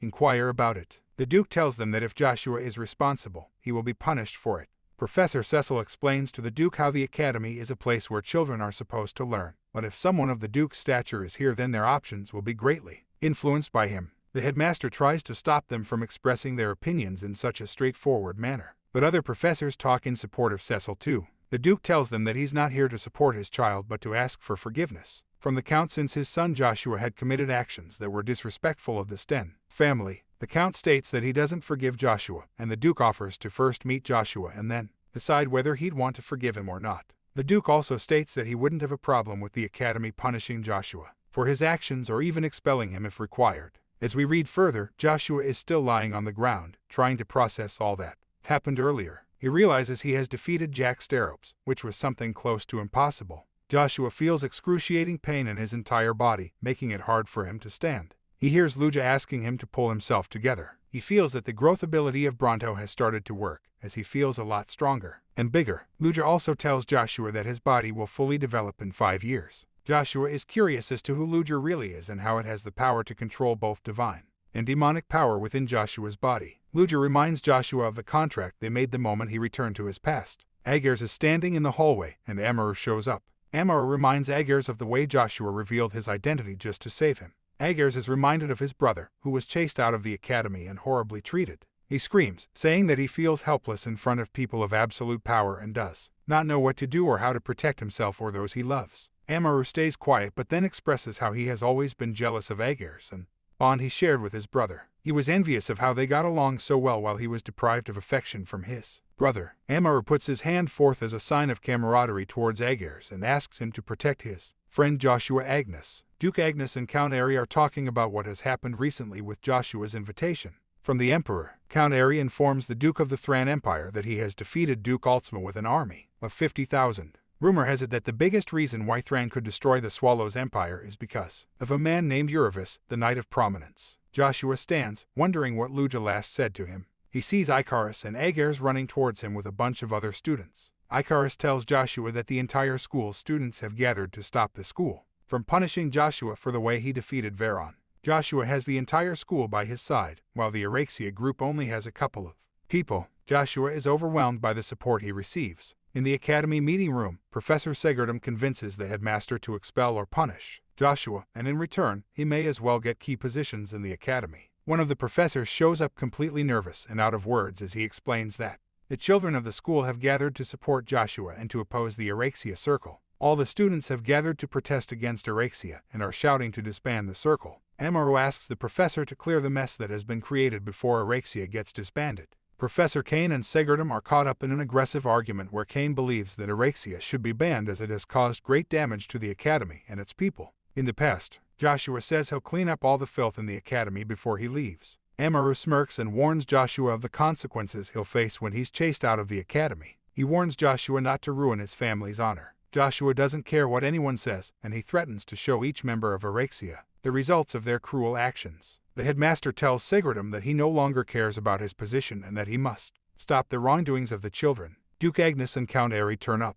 They had been listening to the conversation between the children and Joshua. Duke Agnes doesn't take their brawl seriously and states that fights among children should stay between them. He then asks Joshua to meet him. At the capital of the Swallow Empire, the Emperor asks about Altsma. He is told that Altsma has faced more psychological than physical harm. Duke Albert, the Imperial Knight Captain, says Alstem has brought disgrace to the Empire, as he couldn't defeat Thran with twice the huge force as the opponent. Everyone supports Albert and says that Altsma should take responsibility for his loss. The Emperor reminds them that it's not just Altsma who's at fault but all of them, since they all lacked information about the opponent. They then come up with the idea of sending more soldiers and at least 2 masters. The Emperor asks them to wait for the next opportunity since all the other empires are already focused on them. They state that Thran, in the meantime, is trying to convince other empires to hesitate on being diplomatic with the Swallow Empire. A knight has come to inform the Emperor that Thran has announced its next king, which is Uravis, the Knight of Prominence, who will also hold his wedding ceremony with the previous king's daughter soon. Duke Agnes asks Joshua about the decree he received from the Emperor. Joshua tells the Duke about his decision to join the Imperial Knight Order. The Duke leaves, telling Joshua to take care of himself. Count Airy is also present and wants to talk to Joshua about something important. As the Duke leaves, the Count asks Joshua if he still considers rapiers trash, and Joshua responds by saying he doesn't think they're trash but that they can't surpass spears. The Count is triggered by Joshua's statement and uses his negative energies to intimidate him, but Joshua withstands it and walks toward the Count, piercing through his spirit. As the Count explains, the Count is now aware of the 10-year-old Joshua's strength and mana levels. The Duke enters and tells them to stop with the arguments. He allows Joshua to join the Imperial Knight Order but initially raises him to the rank of 3rd Battalion. Joshua is confused but accepts what the Duke says. At the Agnes Mansion, Vanessa is anxious and concerned as Babel has been called to the Imperial Palace. She curses Joshua for ruining her son's life. Chiffon says he'll go to Akardi, the capital, but is stopped by Vesa. She is concerned the Duke might find out and punish Chiffon. Chiffon says there's nothing to worry about and assures Vanessa that he's doing it all for her. There is clearly something more than the ordinary between Vanessa and Chiffon, as he holds her hand and kisses it. Joshua is in the backyard regaining his strength and practicing while he hears the footsteps of someone approaching him. He thinks he might just be hallucinating, but as he goes further, he sees Zero, his informant from the moon doors. Joshua asks Zero for any new updates, and Zero responds that he's going out of town, which is why he won't be able to find information about Draxia Belgrace for some time. Joshua knows Zero is going to the Thran Empire, and as he mentions it, Zero is surprised at Joshua's observation. Joshua tells Zero that he may also take time to find the red coin, the commission he promised to give him earlier. Zero, however, tells Joshua that Draxia Bell has a relationship with the Avalon Empire. Joshua isn't surprised, as he already knows this piece of information. Zero goes on to inform Joshua about the relationship between Marcus Britain and Draxia. Joshua connects the dots and says that Emperor Marcus is trying to chase out the current Emperor of the Swallow Empire, Verona Belgrace, and place Draxia, the undefeated god, in his place. Count Airy stands with a sword in his hand and insults the current Emperor of the Swallow Empire. The Emperor's soldiers march to fight the Count for his unforgivable words. They attack him but are defeated, falling back to the ground with broken shields. The soldiers use a technique to fight back, but the Count is not affected. Meanwhile, Duke Tremblin, one of the top 3 most influential men in the Avalon Empire, shows off his diving strike from above the sky. Both of them discuss trivial matters and Count Airy realizes that Duke Tremblin is not as much fun as Duke Agnes, in spite of his skills. Airy mentions Draxia Bell, and upon hearing his name, Tremblin asks him to be careful of what he says. Count Airy says they have got to lose if they play along with Draxia's game. The Duke reminds him of His Majesty's orders, but Airy seems to not be moved by any of them. The Duke remembers Evergrant's words when he said that Count Airy is unreliable and could run off at any moment. At the academy, Icarus offers to be Joshua's subordinate and serve him, and Joshua is confused, as Icarus is a noble commoner. Icarus explains how Joshua will be the next best thing, surpassing all of Avalon's knights in strength, and that to serve him would be a big deal. Joshua is surprised, but he responds by saying, "I refuse." As Joshua refuses, Icarus is bewildered, as he expected Joshua to approve of his wish. Icarus says he has nothing to gain from being his servant but just to prove his own worth. Joshua explains why he doesn't want him to be his servant, as he expects more from Icarus. He doesn't want to waste him by trying to protect and look after him for his entire life. He wants to stay in the academy and stop any corruption or wrongdoing that may take place. Joshua explains how he doesn't want his people to work for him, and Icarus agrees to stay in the academy and change its ways. The Swallow Empire's third princess, Verona Belgrace, talks to her father and realizes he's concerned about something. Upon inquiry, he expresses that he is concerned about ceding the empire over to his brother, Demero, who has not shown up in 10 years. Rumor has it that he could have died. She consoles her father and reminds him of the times when everyone was genuinely happy. Upon his becoming the emperor, she expresses how proud she is of her father. While they are both conversing, a soldier hurries over, shouting that the border guards have been attacked and executed by the Thran authority. At the residence of the Imperial Palace, Evergreen meets the Magic Town Master, Ian Dunpurray. He asks the Town Master's reason for calling him. Ian asks him about his life at the Empire, which he explains is good, and also informs Ian that he has joined the 4th Prince Van Britain, whom he believes will succeed to the throne. Ian tells him that his decision may be proved wrong as Van may not succeed in the future. Ian then tells him that the Thunder Seed of the 7 Magicians, Jack Steropes, has been killed, and he offers Evergreen to take his position. Evergreen refuses, and Ian figures out he's doing it because of the Imperial Treasury. Ian also asks Evergreen to inquire about who killed Jack. As Joshua enters the Imperial Kingdom, he is not allowed inside by the knights. He says he has come to apply for the Battle of Bircher, which primarily is when one can enter by stealing a spot of the knight they fight with, and the ones in charge of this battle are known for their cruelty. Joshua says he'll rise to the 3rd seat, obtain the seat of a battalion commander, and acquire that from the Imperial Treasury. Joshua is standing,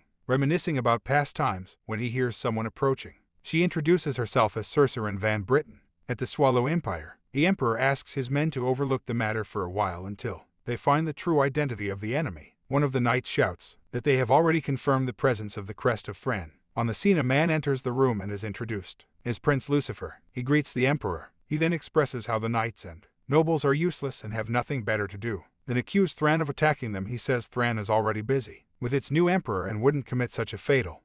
He assumes it could be the Avalon Empire taking them. At the great Imperial Palace of Avalon, the Black Wind reports the Emperor's death. The Duke is concerned someone might have figured out their plan.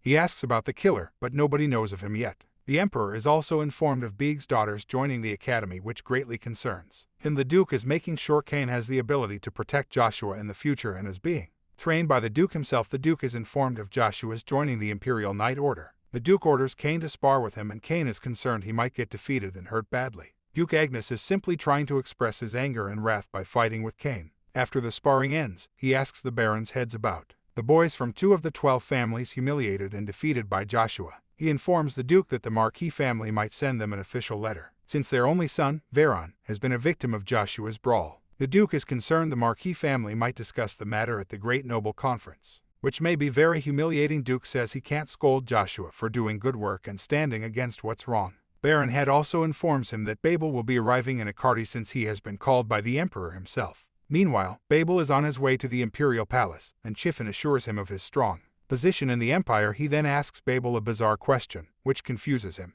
He asks what Babel would do if he found out that his father, the Duke Agnes, was not his real father. Chiffin lies and says he's asking for a knight who is stuck in a similar situation. Babel responds that if it were him, he would have loved and respected both his fathers equally and done his best in life because that was the only way he could grow strong and mature. Chiffin is impressed by his response, and with that, they reach the palace. While Joshua stands from across the wall, he talks to Van Cercerin, the pure-blooded princess. Her father, Marcus Britain, is a man who killed all his people, those that inherited the imperial blood, and anybody who opposed him, which is why he's known as the Sovereign of Blood. He birthed Van Cercerin for political objectives, and unfortunately, she was born blind. The Master keeps a watch on her mainly because she possesses a quality that looks through even those who have reached the Master realm.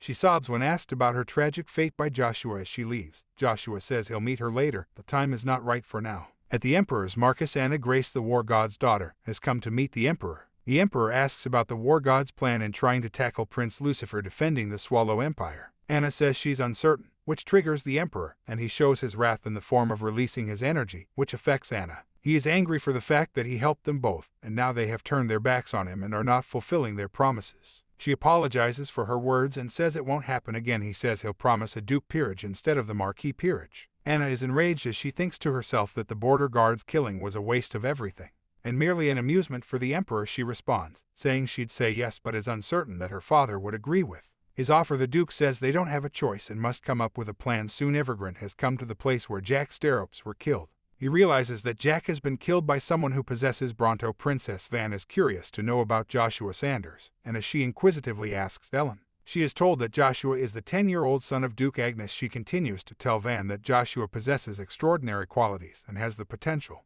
to become one of the 9 stars of the Empire. Joshua enters the Imperial Night Drill Hall and realizes the place hasn't changed a lot. The 11th and 12th battalions of knights are having a spar and are being cheered on by their supporters while attacking each other. They are also messing around and cursing at each other. During their banter, Joshua is heard laughing at them as he approaches. They ask what he's doing in a place where little brats are not allowed. Joshua doesn't say anything but rather uses his dawn ring to reveal who he is. As he does so, he tells them that he has come to apply for the bloody Battle of Bircher. They recognize Joshua as he is considered the little star of the continent and can wield mana at the age of 10. Joshua is well informed of the rules of the battle, as he expounds that the challengers of the battle earn the position of Imperial Knight upon victory. The knight who loses will be stripped of his position. He'll promise to take full responsibility for the consequences. He then states that the 11th and 12th battalions must comply as Joshua challenges them. They step back, making excuses in order to avoid fighting. They don't want to hurt the son of Duke Agnes, knowing the consequences they'll face. Joshua realizes how weak and frail they are in their strength to trigger, or more precisely, motivate them. He calls them cowards and humiliates them.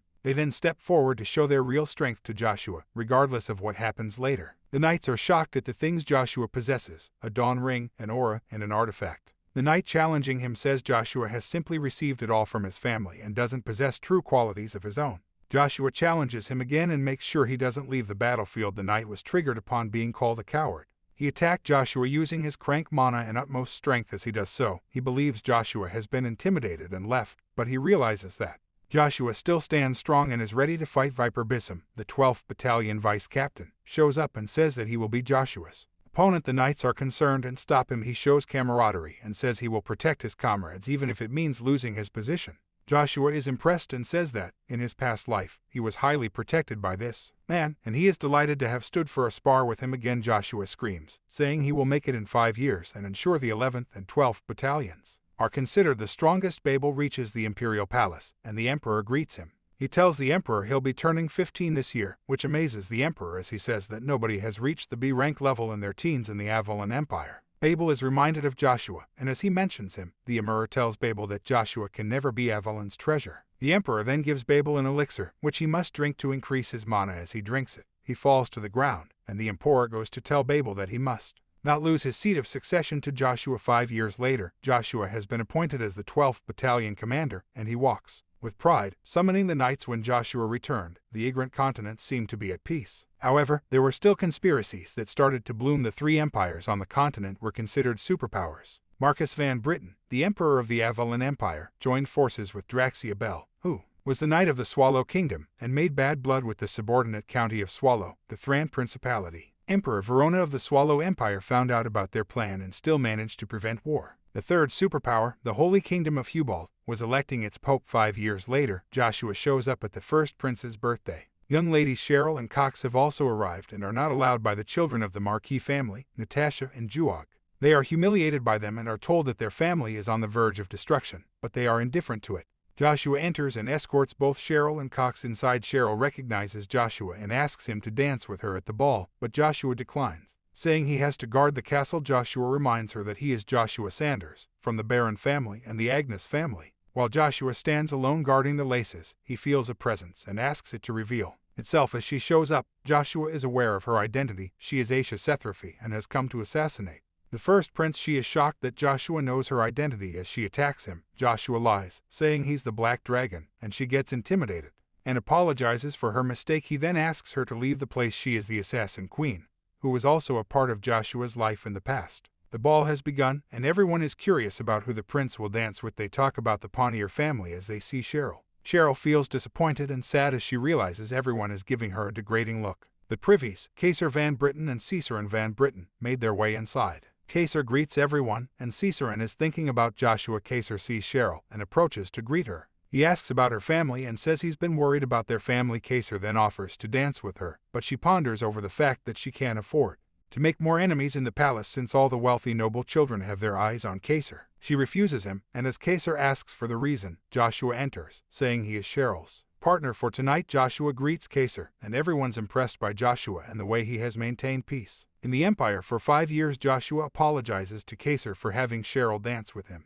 Juog enters, asking Joshua to not be discourteous towards the prince, but is shunned by Joshua. Prince Kaser says he is righteous and doesn't want to make a fuss at the ball. He asks everyone to enjoy. Joshua dances with Cheryl, and he says that he helped her because of a promise they made earlier when she handed him the symbol of her family. Outside the imperial palace, Cain, who preferred to be Joshua's subordinate, has arrived and seems angry. He says he's been suffering for the past few years at the hands of Joshua, while Joshua is enjoying a banquet in the imperial palace. Joshua and Cheryl are raised for their looks and are considered beautiful people. As they finish, Cheryl leaves, and Joshua encounters Caesar and she calls his name out, but Joshua disappears. The next day, all the knights are in a hurry as their boss, Icarus, of the Harvest family, appears. They congratulate him on his early graduation. As he enters the academy, his brother is concerned about where he'd go after this, and Icarus says he made that decision 5 years ago while at the imperial palace. Cain makes his way inside but is stopped by the knights. Joshua sees him and asks the knights to let him in. Cain screams at Joshua, telling him how he has wasted his youth practicing swordsmanship. In trying to reach that stage, Joshua apologizes and is informed that he has another guest outside the palace. Joshua goes and finds Icarus waiting for him. He's surprised at Icarus's profuse change in a span of 5 years. Icarus reminds him of the promise they made years ago about appointing him as his strategist. Joshua remembers and approves. Cain also joins them, and they plan on working together in the future. Joshua's plan begins with asking the two of them to first go see the Pontier family. At the imperial palace, the emperor is concerned that there is no one strong enough to represent the Avalon Empire in the master battle and prove they are the absolute power among all empires. Meanwhile, Joshua enters and expresses that he would like to take part in the master battle to be held in Reinhardt. The emperor tells Joshua he can't qualify for the battle as it requires someone with high strength. The emperor asks him to prove himself first. Joshua says he has a condition in case he wins the battle. Everyone is shocked at his gutsy behavior in keeping conditions in front of the emperor. The emperor lets him express his condition as long as it does not involve leaving Imperial Knights. Joshua expresses that his condition is to leave the Imperial Knight.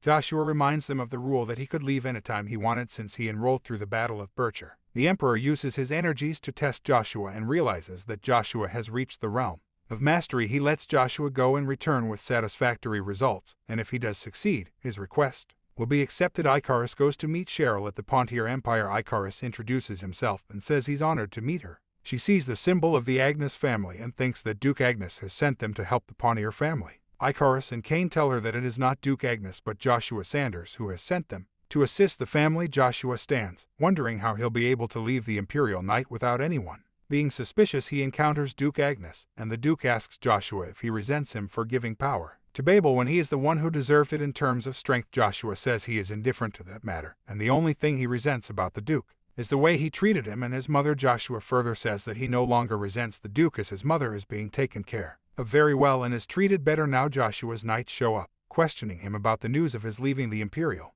Knights. Joshua tells them that he's leaving for a private matter. Bison intervenes, saying he'd want to help Joshua in the future, but is stopped. All the other knights, whom Joshua referred to as his precious people, say they will wait for him until the end to return. They show respect and leave Joshua trees. Joshua reminisces about how he has achieved all that he ever wanted except for one thing, destroying all foundations created and polished by Kaser Van Britten. He failed, but at least he found the third person helping Kaser. He must talk to the Moon Doors and gather information about them. Christian, the paladin of the Hubalt Empire, is leaving to go to the main battle, and Chrysler, one of the 9 stars, comes to bid farewell to him. He warns him of Uravis, who is the current king of Thran. Icarus and Cain are leaving the Pontier Palace and are told by Cheryl that the warp gate can't be used, which is why they need to go directly from the mountains. At the Akardi warp gate, Joshua learns that they can't use the gate that connects Reinhardt and Akardi. The man tells Joshua he'll warp him into a hybrid castle in the Trembling Duchy. Joshua finds out that the Magic Tower is also participating in the master battle.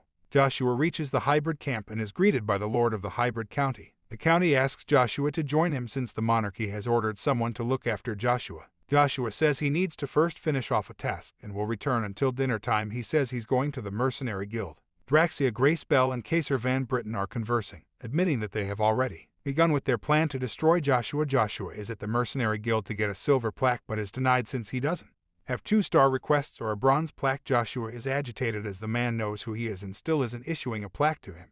The man agrees and says that he'll hand it over only if Joshua accepts his request. He gives Joshua a 5-star request, which Joshua finds difficult. He asks Joshua to depart now and read the scroll handed out to him for any details. Joshua leaves and tells the man he expects a reward in return, which he will tell the man when he returns. Lady Cheryl is informed the Duke of Pontier has collapsed, and they must end their campaign and fill the Duke's vacancy as soon as possible. They move out of the place, leaving their baggage. As they move to defend themselves, they are attacked by an unknown man, who ties Cain and Icarus up and tries to take Lady Cheryl away. Icarus manages to save Lady Cheryl. They are now surrounded by more men and feel helpless. Cain manages to jump from the top and carries out an explosion, which somehow intimidates the men, and they plan to first kill Cain. Joshua, meanwhile, is completing his 5-star request. He is considered a newbie and treated like one. He is supposed to fight the 5-string men as well as the undead monsters like Dullahan, which cannot be killed unless Aura or B-rank mana is used. As they get attacked, they see a 4th-class magic master fighting the monsters. The 4th-class magic master participating in a 2-star request is Iceland Jin Rebecca.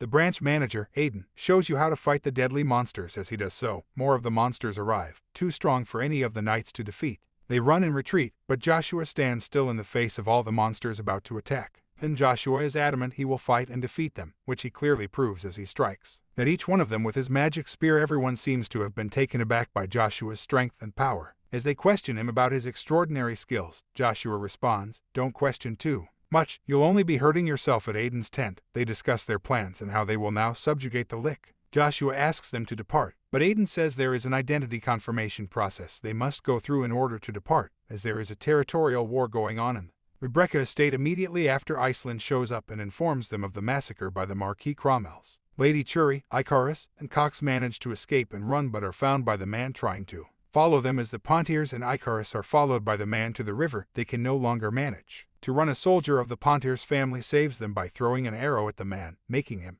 unconscious. They reach the palace and are escorted in by the soldiers, who are grateful they arrived safely. Lady Cheryl wants to take over her father's position and prove to the vassals that she is the Lord's princess. She goes to the conference room and asks the vassals to tell her all the details. They inform her that the route used for bringing supplies has been used. If the reserves run out, everyone may die of famine. Lady Cheryl can't think of anything to solve the problem, so she seeks advice from Icarus. The vassals disapprove of Icarus assisting them in private matters of an empire. Icarus is adamant about proving his skills to this man. Icarus tells them that the Cromwells will soon attack them, which turns out to be true as the knight informs them of the 30,000 knights attacking them from the Cromwells. Their true goal, he says, is the Dennis River. The Pontiers have been attacked, and they must prepare their troops. Baron Arna is asked to comply with Icarus' strategy, which agitates him. Cheryl praises Icarus for being able to silence all the stubborn nobles. They then discuss how, in the early stages of the war, both sides were pretty even, but when the mercenary king joined, things started to escalate. Joshua is informed of the Marquis Cromwells decimating empires one after the other. They first attacked Count Rebecca and later started a war with the Duke of Pontiers. Joshua is suspicious about Marcus Van Britten being involved in the decisions made by Marcus Cromwell. Aiden says the Cromwells might attack the Agnes Empire if they are successful in defeating the Pontiers. Aiden asks Joshua for a personal request to take care of Iceland. Christian, the paladin of the Hubalt Empire, is approaching the castle that he believes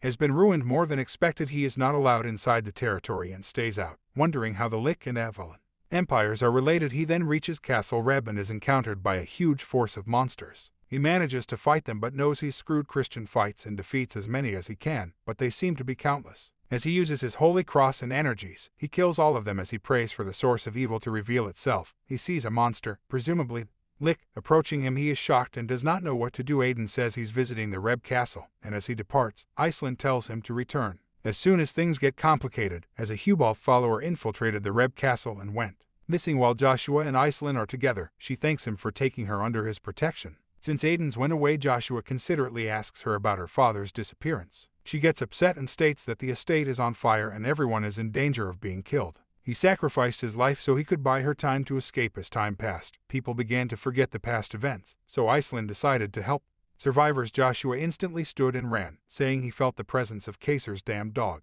Joshua can sense the existence of a strange and eerie creature and goes on to chase it. In order to find out more about it, he is followed by Aiden, who stops him, but Joshua asks him to wait, as he has something to confirm first. Joshua runs as fast as possible, and as he slows down, he finds a symbol and realizes that he has sensed the presence of someone within a rank or higher or a fighting He witnesses an anti-magic field around him, and he sees a man, supposedly Christian, with both his hands tied. He asks the man if he's the owner of the rune, and the man replies by telling him to look back as the Death Knight approaches to attack Joshua. Joshua manages to escape the attack. The Death Knight, with its demonic energies, points at Luja, Joshua's spear, and says it's mine. Joshua is bewildered and somewhat frightened by the immense creature. As the fight begins between Joshua and the Death Knight, we witness that it wasn't Joshua but the demonic spear fighting. As they fight, the Death Knight pulls out a wolf's fang blade, which surprises Joshua, who is still possessed by the demonic energies. At the Swallow Empire, Archduke Lucifer enters, telling Verona Grace Bell that he is no good. He tells Verona of Duke Altsmaz's death and says viciously that it's time for her to go as well.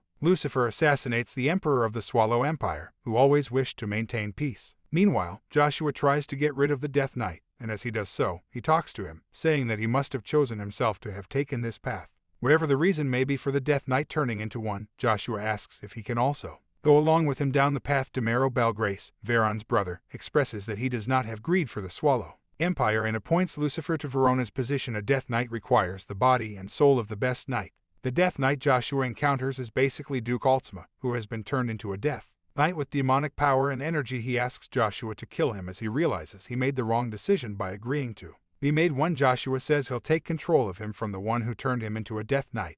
Instead of killing him in return for that, Joshua will borrow his strength. Altsma agrees and says it'd be an honor for him to walk alongside the continent's greatest genius. Joshua transfers control and starts gaining all the strength. Aiden and other members are planning to go find Joshua inside, hoping he is fine, as Aiden says he can sense a strong demonic energy from the place. The Knights of the Hubalt Empire have arrived to take over Castle Reb and ask Aiden to leave the place. He expresses concern that their friend Joshua is outside the castle and may be in trouble. As they argue, a strong and dangerous energy comes from inside the castle, frightening everyone present. As they look closely, they see Joshua with Christian lying unconscious on top of his shoulder. The knights shout to stop Joshua as they sense strong demonic energy from him. Joshua is somewhat scared, as he was unaware of the effects of absorbing the Death Knight's energy. In between the chaos, Syrian, the saintess of the Holy Empire, speaks, saying they can find out if Joshua is a demon by using the holy artifact, the Tear of God from the Hermes temple. She asks Joshua if he accepts the ruling. She tells Joshua she'll help him get out of the situation easily, but Joshua questions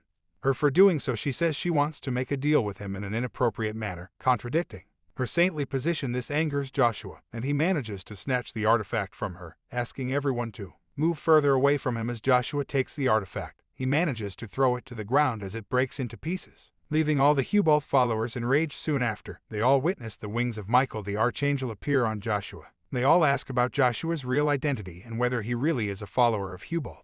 Joshua clears the air, saying he's simply Joshua Sanders. Joshua also makes them question if their artifact is really a holy one, since it is too easily damaged by a non-member of the Hubaltian Empire. He asks them to look after their companion, Christian, who could die at any moment. The men realize that the demonic energy was actually coming from their own companion, Christian. They are ordered to take him to the nearby temple and leave everything aside while the saintess leaves. She gets cheeky with Joshua and smirks, hoping they'll cross paths again. Joshua and Aiden also decide to get to their unfinished tasks at the Magic Tower. There are discussions going on regarding the representatives chosen to fight in the master battle. The members are enraged by their magic master being in contact with Evergrant. He says that Evergrant may know information about Zerath Dick Orvis, who disappeared years ago, and no nation has found traces of him. Zerath was the only one aware of the Forest of Elves. Marcus, one of the members, says that they shouldn't trust Evergrant, but considering the relationship he had with Zerath, there might be a chance he knows about Zerath's. Meanwhile, Evergrant has Zerath Orvis' body, in which he will be reborn, turn into a demonic lick, and change his name to Berber. Joshua gives Aiden a silver seal as a sign of gratitude, as he has finally found information regarding the lick and defeated the demon. They depart towards Riandart, and Aiden uses the Leifon's appearance-changing abilities to transition to his real form, the mighty Axular. In the Cromwell meeting room, the members are concerned and curious as to why the Pontiers have still not retreated, and rumor has it that the highly intelligent Icarus is helping them out.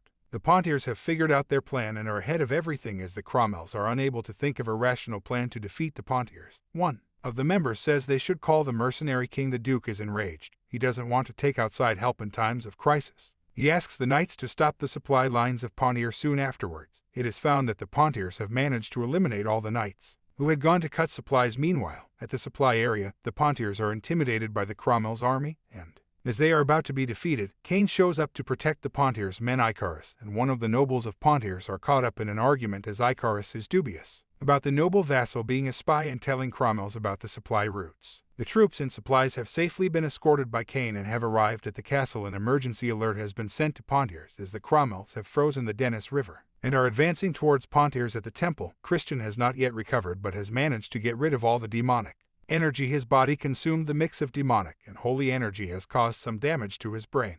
The priest is shocked as he is informed of the earlier events involving wings appearing on Joshua. Christian may no longer be part of the master battle because he is ill. Iceland and Axular, who was previously disguised as Aiden, have arrived in Reinhardt. Iceland, as Axular assumes, is agitated since Joshua couldn't escort them due to some important business. They encounter Prince Uravis, and Axular is honored to have met him and wishes to cross blades with him someday. At the representative group drawing session, it is announced that the groups for the Master Wars will soon be chosen, and if the respective representatives aren't present, a substitute should be kept. Sona Moon Terra, a representative of Terra, is excited for the evening and encounters Slack's representative of the Mercenary Guild. There is an argument over who may win the war, and everyone expects Uravis to win. As all the representatives gather, Babel has come instead of Joshua to be the representative. Uravis, representative of the Thran Principality, and Axular, representative of 10 million mercenaries, arrive right after Joshua. Sanders makes his entrance. As Joshua returns, Babel is enraged. The rules for the Master War are read out loud, and one participant has to draw a number from a box and will be paired with the next person who chooses a number. The winner of the event will be given the right to challenge 12 superhuman and 9 stars. The winner will also be given the Hammer of Nagasin as a reward. This means that anyone winning will be given ownership of Reinhardt, which belongs to no nation. After they are done picking numbers, the results are announced. Uravis has been paired with Axular, the 4th magician from the Terra Kingdom, with the 7th magician from the Magic Tower, and the opening match will be between Joshua and Babylon. The Night of Steel. The battle will be conducted over 2 days, and all participants must be on time. 2 of the lady representatives defend Joshua, as he gets called weak and fragile by some of the knights. As the grouping ends, they leave, and Babel looks at Joshua, viciously pondering how he'll eventually make him his puppet. The battle begins, and the opening match is between Joshua and Babylon. Everyone is cheering them up, and the judges of the Master War, Windmill, Earden and Hasky, are looking forward to the battle. Ari Brunsten is also one of the judges who is impatiently wanting to see Joshua's strength. They begin the duel, and Babylon underestimates Joshua for the spear he is carrying. He asks Joshua to make the first move. Joshua warns him, knowing the first move will be the last one. Joshua strikes at him, which surprises Babylon, as he did not expect as much strength. He tries to strike back but fails. Joshua uses his techniques to strike at him again. His spear is something very important to him, and he makes sure he uses it to be victorious. Today, as they continue, Joshua knocks him down, and a pile of dust gathers, making it impossible for everyone to see who won. As the dust settles, they see Babylon to the ground, and Joshua is always victorious. With that, he's given the title of Master. Joshua is praised and appreciated as the crowd chants his name. Everyone starts praising not only Joshua but also his incredible spear. Luja speaks, saying that humans are finally admiring and recognizing its greatness. Iceland shows up, praising Joshua for his incredible vision. She calls Joshua Lord, which Joshua clarifies by saying he's no longer part of the Agnes Empire and must simply be called by his name. Joshua asks Iceland about Axular, and he responds by saying Axular is somewhat concerned. He is about to fight Uravis, one of the 12 superhumans who also owns the primordial stone magma. Meanwhile, the cowbells are talking about Joshua's incredible strength and power. Such a young age. They mention how Annabal couldn't make any move due to Hubalt and Swallow Empire, but after Joshua things may change. They are frightened Joshua might start ruling over almost all of Avalon and grow stronger, which is why they plan on getting rid of him. Iceland goes to Joshua's room in order to have a word with him. She mentions the relationship between the mercenary king, Barbarian, and Axular. Joshua explains how mercenaries have a hierarchical system, which means they divide themselves based on skills into ranks. The mercenary kings have always helped the Cromwells in destroying the Rebecca bloodline, and it's striking how Axular, being the strongest mercenary, helps Iceland. He must despise the king to the point where he's helping his enemies. Joshua asks Iceland how he may assist her in this matter. She says that even if Axular gets defeated by Uravis, the mercenary king, Joshua should avoid fighting him since she cannot afford to lose more people. As she gets sentimental, Joshua embraces her, reassuring her that she won't lose anyone. Again, the 4th day of the battle has begun, and it's now time for the Magic Tower representative, Etarpian, and the Terror representative Estello to fight in the Master Wars. Joshua uses his energies to get the Death Knight, Duke Altsma, as he has a task for him. He asks the Death Knight to check up on his fellows in the Pontier estate who should have arrived by now but haven't.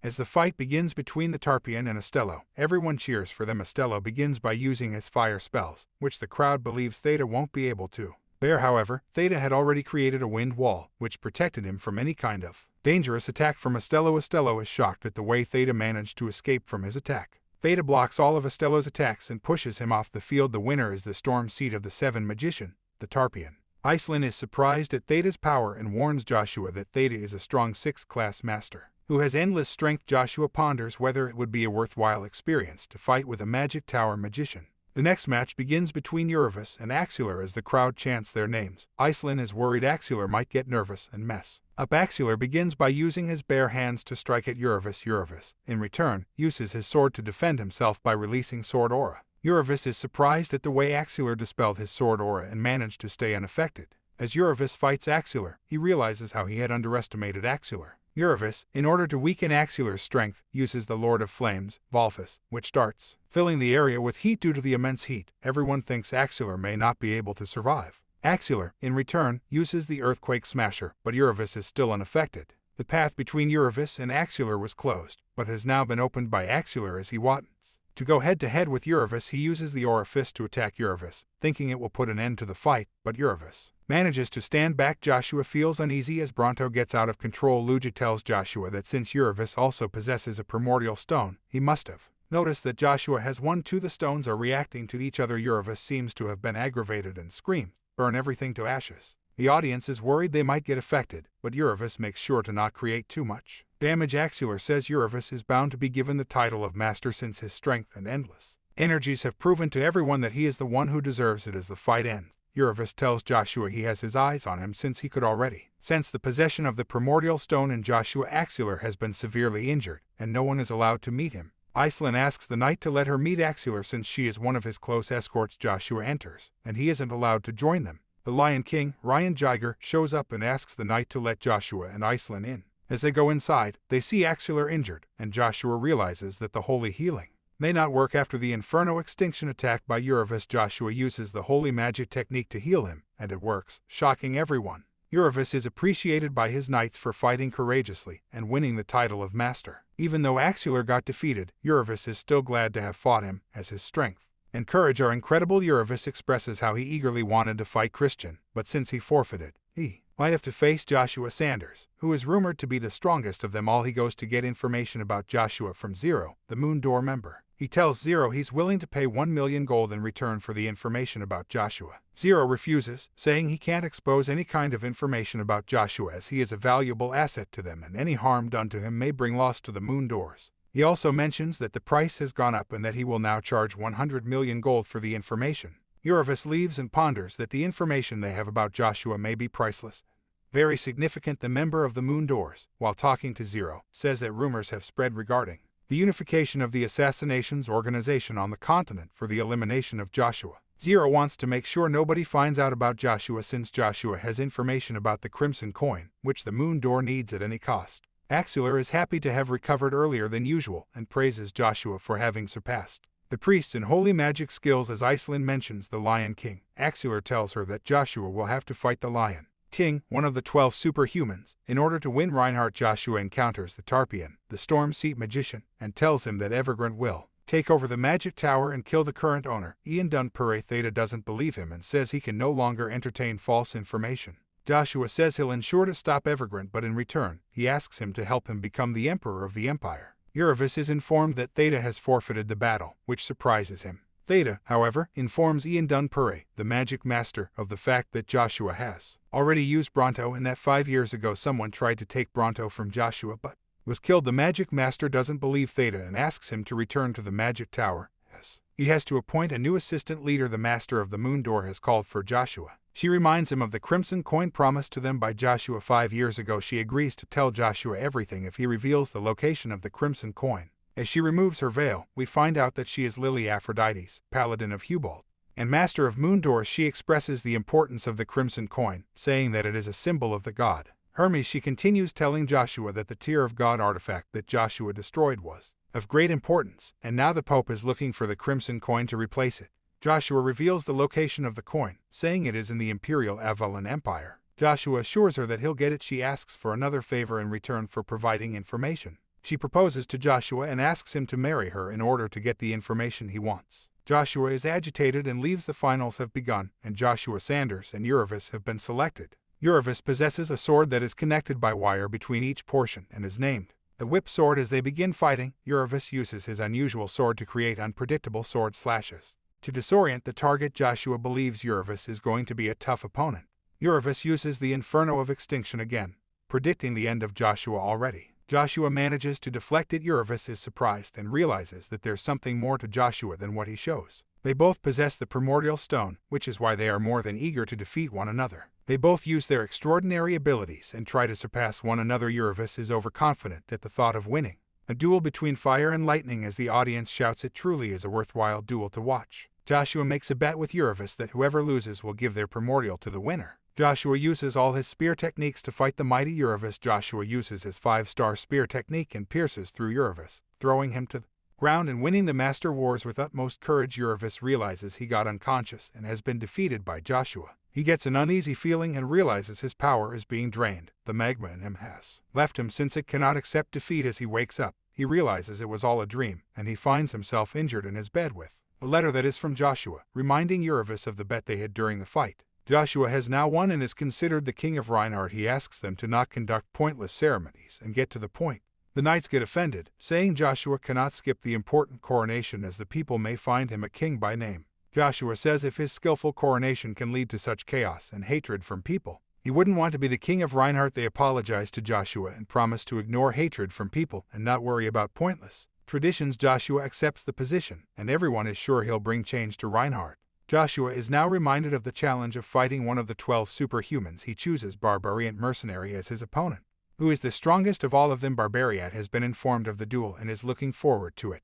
In Joshua's past life, he was killed and defeated by the Barbarian Mercenary King, but now, with his utmost strength, he may surpass him and defeat him in the Pontiers meeting room. Icarus and Princess Cheryl are formed, and Joshua will be fighting the Barbarian Mercenary King, which has made Barbarian get distracted and disappear. They get assurance that Joshua is still supporting them in every way possible. They receive news of Cain being in danger as he was sent by Icarus into the middle.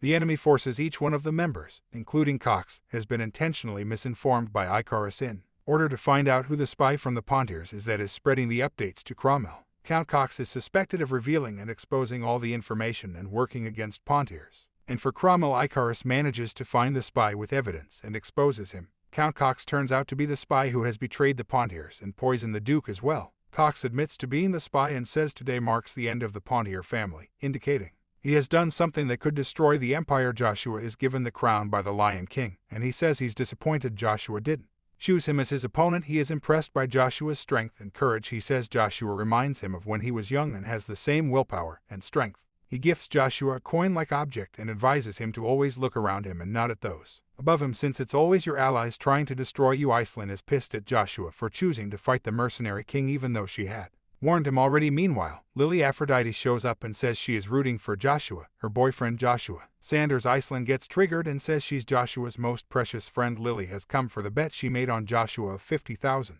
Iceland comes forward and says she has bet 500,000 gold, which is primarily a gold ticket. Lily makes a deal with Axelar and, in return, asks him to become the Mercenary King. Joshua is encountered by Count Airy, and he says he's been waiting for 5 years to fight him. He strikes at Joshua, but Joshua escapes and uses other techniques to strike back. He uses Magma and Magic Spear Art Stage 5. The Knights of Reinhardt realize there's a fight going on in the forest. Count Airy promises to share the truth about the Agnes family with Joshua if he gets defeated.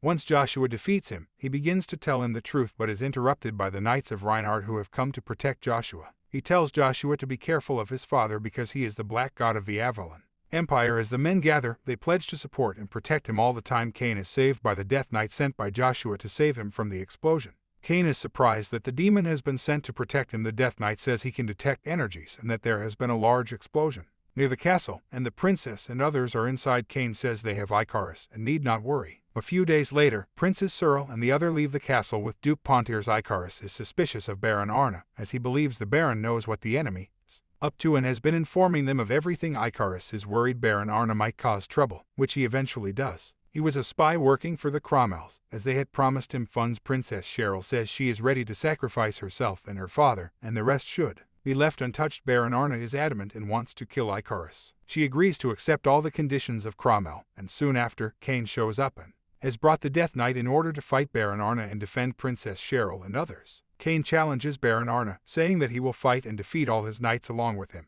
As they begin fighting, Cain manages to defeat all the knights with one strike. He uses the aura blade to fight Baron and manages to intimidate and scare him with some strikes as they defeat him and the rest. Princess Cheryl suggests they go to the Peril Castle, as the territory is owned by her uncle Joshua and his knights. Reinhard reach the Avalon territory but are stopped by the heads of the Avalon territory. Joshua introduces them as his own trusted knights and is then allowed to go inside. The Mercenary King has declared a call up at the mercenary headquarters. The Mercenary King is advancing towards the Pontier family. Axelar and Iceland plan on getting involved to stop the Mercenary King. Meanwhile, the Cromwells are plotting to reach the Pontiers and attack them. The King of Cromwell has already sent his son, Juog, to deal with the Pontiers, and the Mercenary King is waiting for his knights to arrive so he can chase the Pontiers and defeat them. Juog has reached the Peril Castle and has set it on fire. The fire has been set, and Icarus and Cain are trying to protect the walls from catching fire while Juog orders for the doors to be broken. As the troops break the doors and get inside, they are thrown away by the trap set by Icarus. Meanwhile, an intruder named Left of the Cromwell family has arrived and asked the Pontiers to become slaves of Cromwell's. Soon after, another knight shows up. They begin fighting, and Cain is adamant they won't give up at any cost.